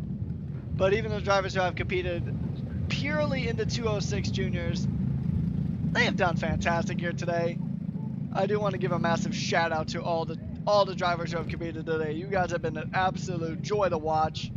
That's why I love coming back here with Kart Chasers whenever I can, and watching just these fantastic racing drivers, a lot of them with bright futures ahead in the world of motorsport. I'm going to make a bold prediction as we're about to let the 206 juniors out. One of these drivers, we're going to see one of these drivers in Formula 1 or the World Endurance Championship one of these days. You heard it here first, folks. Patrick Coleman with the big predictions and the big goals here for everyone in karting as we get ready to roll the 206 Junior Final. Gates are open. Release the Hornet's Nest here. Parker Dunn, Jiju Sivakumar, your top two. They will lead things through. This 206 Junior Final is 12 minutes plus 2 laps of action for these karts. They've got to be able to survive the 12 minutes, and then with 2 laps to go, crank up the intensity and challenge each other and really go for a big battle here, which I think is very much doable for these drivers here. I think it's going to be a case really in the 206 junior category of working together and who gets the run into turn number 1, outside or inside line, and is there any contact in turn 1. You can't necessarily win the race turn 1 lap 1, but you sure can doggone lose it, and the 206 junior category is one of those where you can really learn that lesson the hard way. Yeah, this is also another class that's usually pretty well stacked as well. I mean, the 206 seniors are usually the most stacked class that we have anytime in almost any category for kart chasers. Any of the events we usually cover, anyone I've covered certainly has had the 206 seniors be the big class, the most stacked class. But with that being said, the 206 juniors, they do not disappoint. They are always a blast to watch. And in the penultimate final of the day, I don't know, these kids are probably pretty tired. When I was younger, I didn't really go to bed much later than around this time period, around about 10:30. But these kids are out late. These kids are out having a good old time, and they're doing the best thing they could possibly do at 10:30 p.m. They are going racing here as we make our way down into turn number 1. Parker Don does hold ahead of Jiju Sivakumar coming through the first couple of corners, and they are absolutely showing every ounce of prowess that they have here on the day. But look at that, looked like about a bit of a corner cut there from that blue helmet. I think he might have given that position back. We don't usually see a lot about track limits here. And actually, come to think of it, like during the race, I know sometimes we do see those tramline violations or anything of that sort, but I haven't seen any of that here today. And I know, coming from an F1 background, I know track limit, you'll pretty much, even in my sleep, I see someone getting a 3-second time penalty for track cuts. I think that was the only incident that was even remotely close to being a track cut here that I've seen all night. Realistically, you don't normally have any track cuts in karting, because here's the thing: if you cut through, I mean, if you bottom out on the curb, your kart's going to spin, and realistically, if you cut the inside too much, you're going to end up in grass and it's going to spin you. So usually that sort of stuff self-polices itself, but every once in a while something random happens, and I would put that on the plausibility of random events that could happen here. Top 5 all holding nose to tail: Dunn, Sivakumar, Seward, Klebe, and Nolan Wade holding nose to tail through this 206 junior field, heading down the back stretch. And you can see just how much that gap in that draft truly plays a difference. A little bit of bump drafting there between Sivakumar and Dunn through Daytona, which is probably the most appropriate corner to do any sort of bump drafting when you're in a corner named Daytona, I would argue. But that's a podcast topic, of which this is not here. 10 minutes left to go.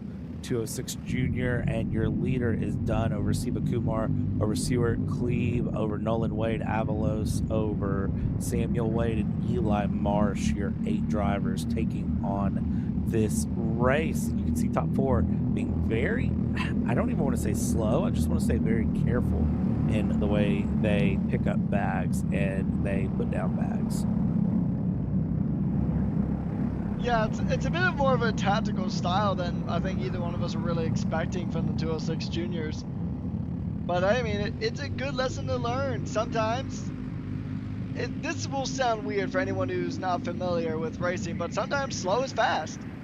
Taking things a bit easier, kind of building up those reserves, gives you a good amount of a chance to really push towards the end. Kind of like track and field racing, you know, like, you know, when you're running, doing those 250-meter sprints and whatnot, or, you know, like Olympic foot racing. I know there's a term for it that's blanking from my brain at the moment, but you don't want to go full tilt all the time because you just burn yourself out, and in this case, you burn your tires out, you burn a bit too much fuel, and then you're gonna kind of be stuck in a moment where you have to play reserve at the end. And in that instance, everybody else is just going full blaze because they did all their management earlier in the race. So now, that's kind of what these drivers are doing. Unless your name is Jiju Sivakumar, you're just going to make the move into the lead, and you're going to make it a done deal. What a move, and we are seeing a lot of moves through Daytona tonight, Brad. More than I was anticipating coming into this. That we are, and I'm not upset about it at all. I love seeing those moves into Daytona. It's really showing some great racecraft, honestly, between our drivers here. 8 minutes left to go in this 206 Junior final, our penultimate final of the evening. Siva Kumar leads Dunn, leads Cleve, leads Stewart, leads Nolan Wade, leads Samuel Wade, Eli Marsh, Andrew Avalos. Your 8 carts still running. Top 5 separated by 1.3 seconds. You can put a blanket on them and cover each other up here. I don't know that I would do that because it's pretty warm here in Whiteland, Indiana still, but you certainly could if you decided you wanted to. Through Daytona, and that's really the part of the lap where it seems like we're seeing the most run come through from second and third place is after the exit of Daytona. But Siva Kumar just seems to have something dialed in this 206 Briggs & Stratton engine package with the kart chassis setup. It just seems to really be clicking for Jiju Siva Kumar in a way that I don't really see it clicking for anyone else right now. Run down from Parker Dunn, trying to look for a pass, not able to capitalize, but is hooked to the rear bumper now of Jiju Siva Kumar. Yeah, but you still got a lot of racing left to go. You got about a little under 7 minutes left on the clock here. And, I mean, you got to hold on to that for quite a while. I mean, to put that into context, the heat races from earlier on, they were only 7 minutes plus 2 laps. Now, you've already been racing for a bit. Your tires are going through these heat cycles, and you've already been through quite a bit, and you still got about a heat's worth of time left to go in this race before you hit the final 2. So, I mean, if you're a Jiju Siva Kumar, he made the move that he needed to, but can he hold on? Can he manage the pace here? Because that's the beautiful thing about being the front. As long as you can defend, you control the pace of this one, but you can't control when you're going to get past, and that is going to be Parker Dunn, making this a done deal. He almost lost another position too, Maxon Cleve, but that is another position gain, another position lost, and even more battles happening here in the penultimate final of the night, Brad. What a move for Parker Dunn. Parker Dunn, amazing move into turn 1. I almost had to go get my eyes checked because I couldn't believe what I had saw with that move through. It was so just well executed, but now it's defending it for 5.5 minutes plus 2 laps. It's the hardest part of this circuit, honestly, is defending the move after you've made it down into the final corner right now, and it is going to be a considerable gap here, but I don't think it'll be a absolute heartbreaking gap for our race leader as we go through. Gap was 4/10 last time across the line as they come through the first few corners here, heading up into the Monza section of the track. And you can see Parker Dunn really trying to pay attention over the shoulder when turning and when looking over the shoulder, trying to tell where Siva Kumar's at, where Siva Kumar may try to pass. They followed each other in the reverse order for long enough at this point. You kind of know what Siva Kumar may try or how Siva Kumar might try to defend here. Looking high, coming low. Is it going to be a defense to the inside? The answer is no. So Siva Kumar seems very content to hold second place right now with 4.5 minutes to go. Can't say I blame him. Yeah, I mean, it's kind of that metaphor I was using earlier. You're just saving up all that energy in your tires, in your kart, saving up for the last moment before you really just make them lunge and before you just lick the stamp and send it. We'll see if we're going to see that here. It's about 4 minutes left to go, plus 2 laps here in the 206 Junior Finale. And what a finale it has already been. We've already seen the lunges, we've seen dives. We have seen pretty much everything you would have wanted to see in a race, but the battles are still raging on. It is still Parker Dunn ahead of Jiju Siva Kumar. Wow, English. Oh, and then you have Max and Klebe, and then this is going to be a good battle here. It is Dunn, Siva Kumar, Klebe, and Stewart, all your top 4 here, and then you got Nolan Wade trying to make it into this battle, with Max and Klebe currently being the quickest kart on track. And Siva Kumar has actually made his way back up into the lead. What a maneuver. But the position is going to get traded back, and he's actually, Siva Kumar is going to lose 2 positions here. Is he going to lose a 3? He lost one to Dunn, he lost one to Klebe, and now Stewart is now on his gearbox, trying to chase him down, trying to force an error. But the new gen racing driver, still under pressure, but still in a podium spot for now. And in that podium spot for now, but holding on, and it seems like that is going to be the hardest part, is even if you want to just place for a podium here, holding on to it is so difficult. Pass for the lead right now, coming along here side by side up front for the lead, and then it's going to be a switch back along into single file running into the final corners we go. That pass for the lead was looked for. It wasn't able to be capitalized. We come across the line. Parker Dunn will be up in first with Max and Klebe in second. Is that going to change down into turn 1? The answer is no. I think here in 206 Junior, they've realized they still have a bit of time, about 4 minutes of racing left. So they've kind of just pulled up the bootstraps, and they are going to sit in place right now until they no longer have to. A little bit of contact between Max and Klebe and Jiju Siva Kumar there in order to just swap-a-roo around the bumpers for defense. Down the backstretch going through, and well, it's not over until it's over. Minute 45 plus 2 laps to go. Yeah, no, it's definitely not over. Oh, who was that in the background who just went off? Somebody just went off in the background. Is it a mechanical failure? Is it a mistake? He's trying to push that car back up the hill. And you can just see the frustration. He's waving to the marshal to try to help get that car back onto the track. They are pushing it. I can't exactly see who that is. I believe that's Maximus Stewart. It is, yeah, it was Stewart. Yeah, so Maximus Stewart having a bit of an off there. I don't know if that was mechanical or not. Doesn't seem like it is. But the battle for P3 is still going on wide. But look at this here.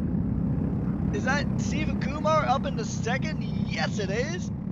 But you do have Klebe and Nolan Wade trying to fight for these positions. They are doing everything they can.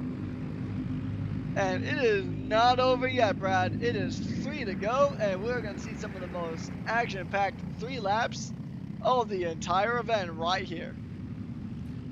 3 laps to go as the leaders cross the line, and this is where, again, the gloves come off. They will recognize 3 to go.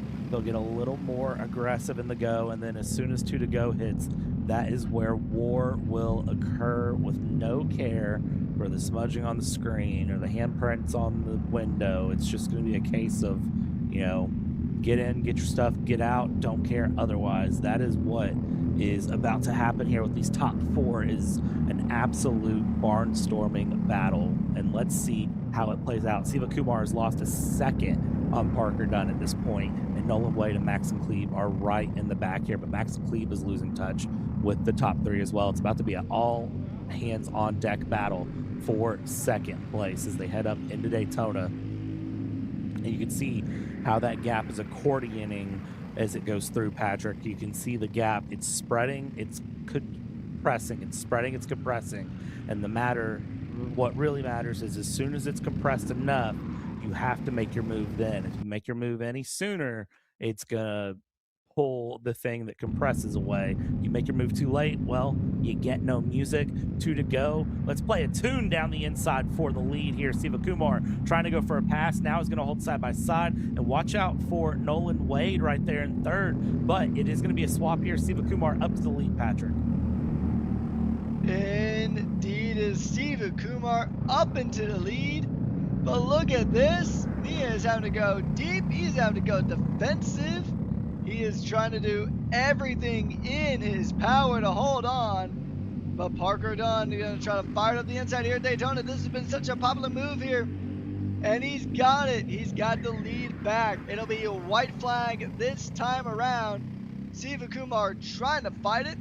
But unfortunately for him, the move is done. It's a done deal by Parker Dunn. And he is trying to make this race done and dusted here. White flag is out. 1 more lap to go here in the 206 junior final. And this is going to be for all the marbles. Just got to be careful not to lose your own marbles in this battle. And this is going to be a good run here. And this is going to be a beautiful, beautiful scrap here. But look at this. I think Nolan Wade is going to try to get one up. And look at this, Siva Kumar trying to go up the inside, or trying to stick it around the outside. Now trying to fire it up the inside. And look at this, beautiful 4-way Congo line coming down here. They're trying to jockey. Are we going to see a move around the outside of Daytona? No, not quite. As awesome as that would have been. Good defense there from Parker Dunn. And they're going to come through Mini Barcelona now, trying to look for any semblance of a gap, any crack in the armor.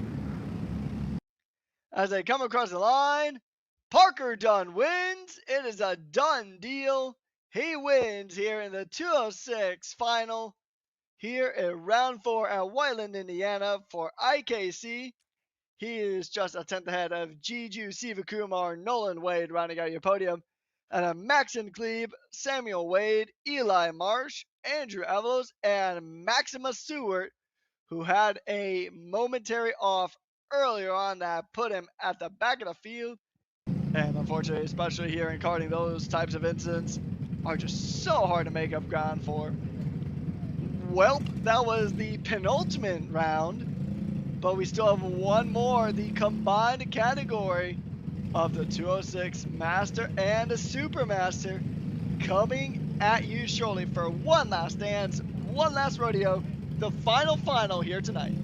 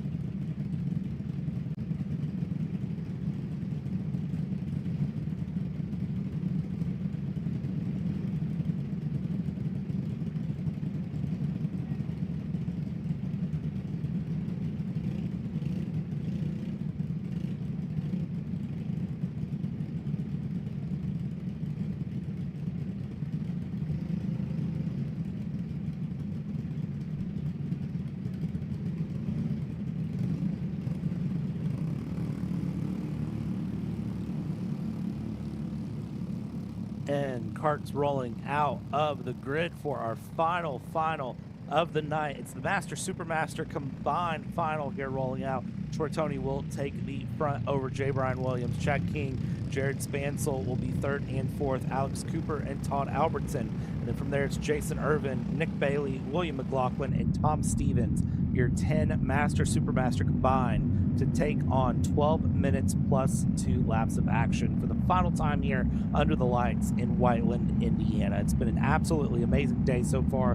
Glad to have you along with us. If you are, it's myself, Brad Dalton, joined by Patrick Coleman here. We've been taking you through all the action events of the day. And I got to say, you know, Patrick, it is very weird to be racing this late at night if you're not used to it, or if you're not used to being up this long, because I hate to be the bearer of bad news. I own 4 slip ties now that I will need to hang up and put up. Well, luckily for me, I'm actually somewhat used to this time because, you know, I mean, for those of you who may not know, even though I am a Florida man through and through, I mostly commentate out of Australian-based leagues, so I am used to being up at obscure hours of the night commentating for racing action. But yeah, commentating is one thing, racing is another thing, and I mean, especially for some of these younger drivers. Granted, this is definitely not the category of younger drivers for certain. This is probably the most experienced field out here, as I think actually some of the drivers are about 60 plus years old in this category. So, but yeah, I mean, I know it's tricky stuff racing at this hour if you're not used to it, but I mean, hey, that's the beauty of racing. If you got a 24-hour race, you're going to be racing at these kinds of hours. But as we get ready to go racing for one last time, the green flag was waved, and for one final time, we are green here at our K1 circuit at Whiteland, Indiana, and it is the final of the day. And we're seeing J. Brian Williams get a massive launch here off the get-go coming through Mini Mountain. Great moves up front. One kart around there on the right 180 going through. It looked like that might have been Chad King. We'll work to confirm it here momentarily. Up front, big gap for the lead already forming. Through on Troy Tony is J. Brian Williams absolutely disappearing into the moonlight here. Hands up, another big spin there out of Daytona. 2 karts off. Oh, 4 no. karts off, actually. We've had big moments, and it is raining.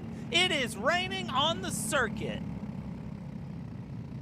Oh, this is definitely a curveball I was not expecting. Holy, and this is going to make things all the more difficult here, because these drivers are all on slicks.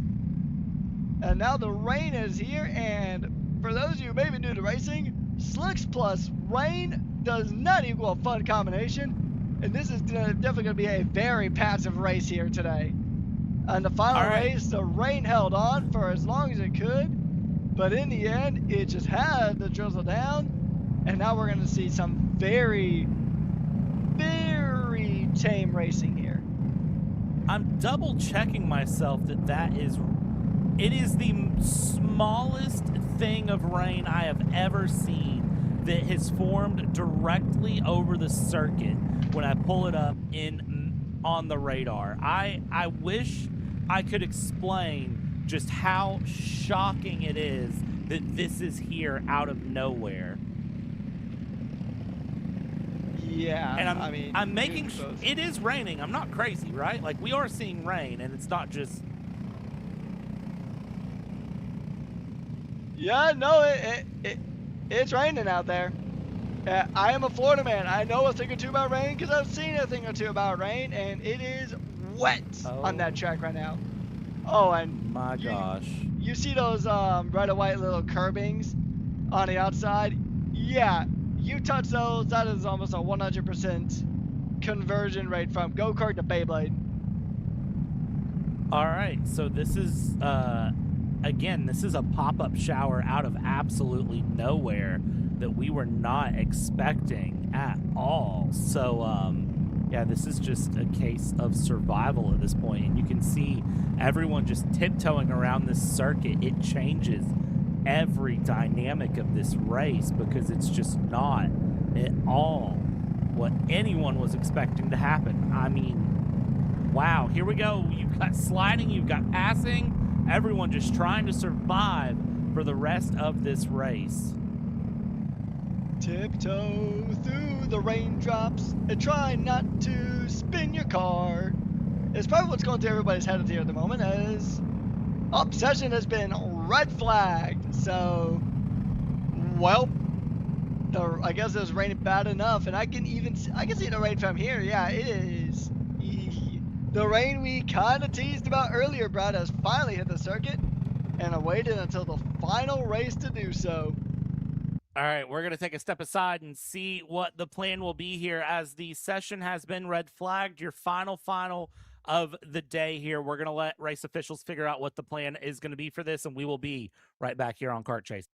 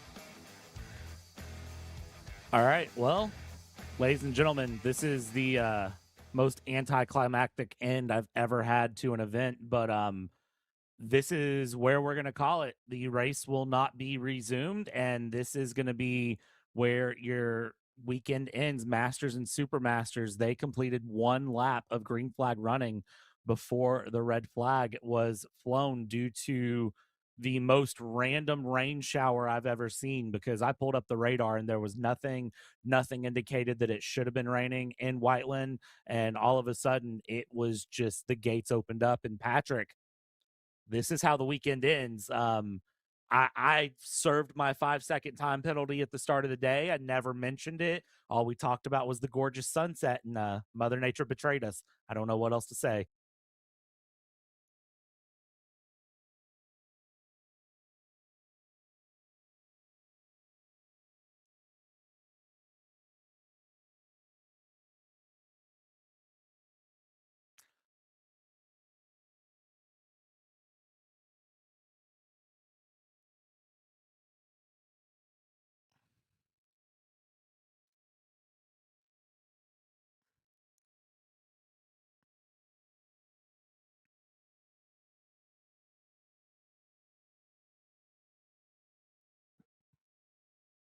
That it has. I want to thank everyone for tuning in and attending. A big shout out to our entire production team out on the track, Ian doing the producing as well. A big shout out to everyone here at the Indy Karting Challenge who makes this event happen. And a big shout out to all the drivers showing up. Again, this was slated to be a beautiful day here, and I just pulled up the radar, and literally within the span of about 15 minutes it goes from nothing to a torrential downpour. But this is going to be how we sign this thing off. We are going to send this one off into the sunset. So on behalf of everyone at Kart Chaser, I'm going to say this probably isn't enough karting for you all, so make sure you tune in tomorrow for the SCUSA Spring Nats going on at Batavia, Ohio at MCC. That'll be on tomorrow here on Kart Chaser with our team bringing that through. But on behalf of everyone here in Whiteland, Indiana, my name is Brad. I've been joined by Patrick. We've taken you start to finish. Be sure to join us for the next one where we'll take you start to finish yet again. Good night.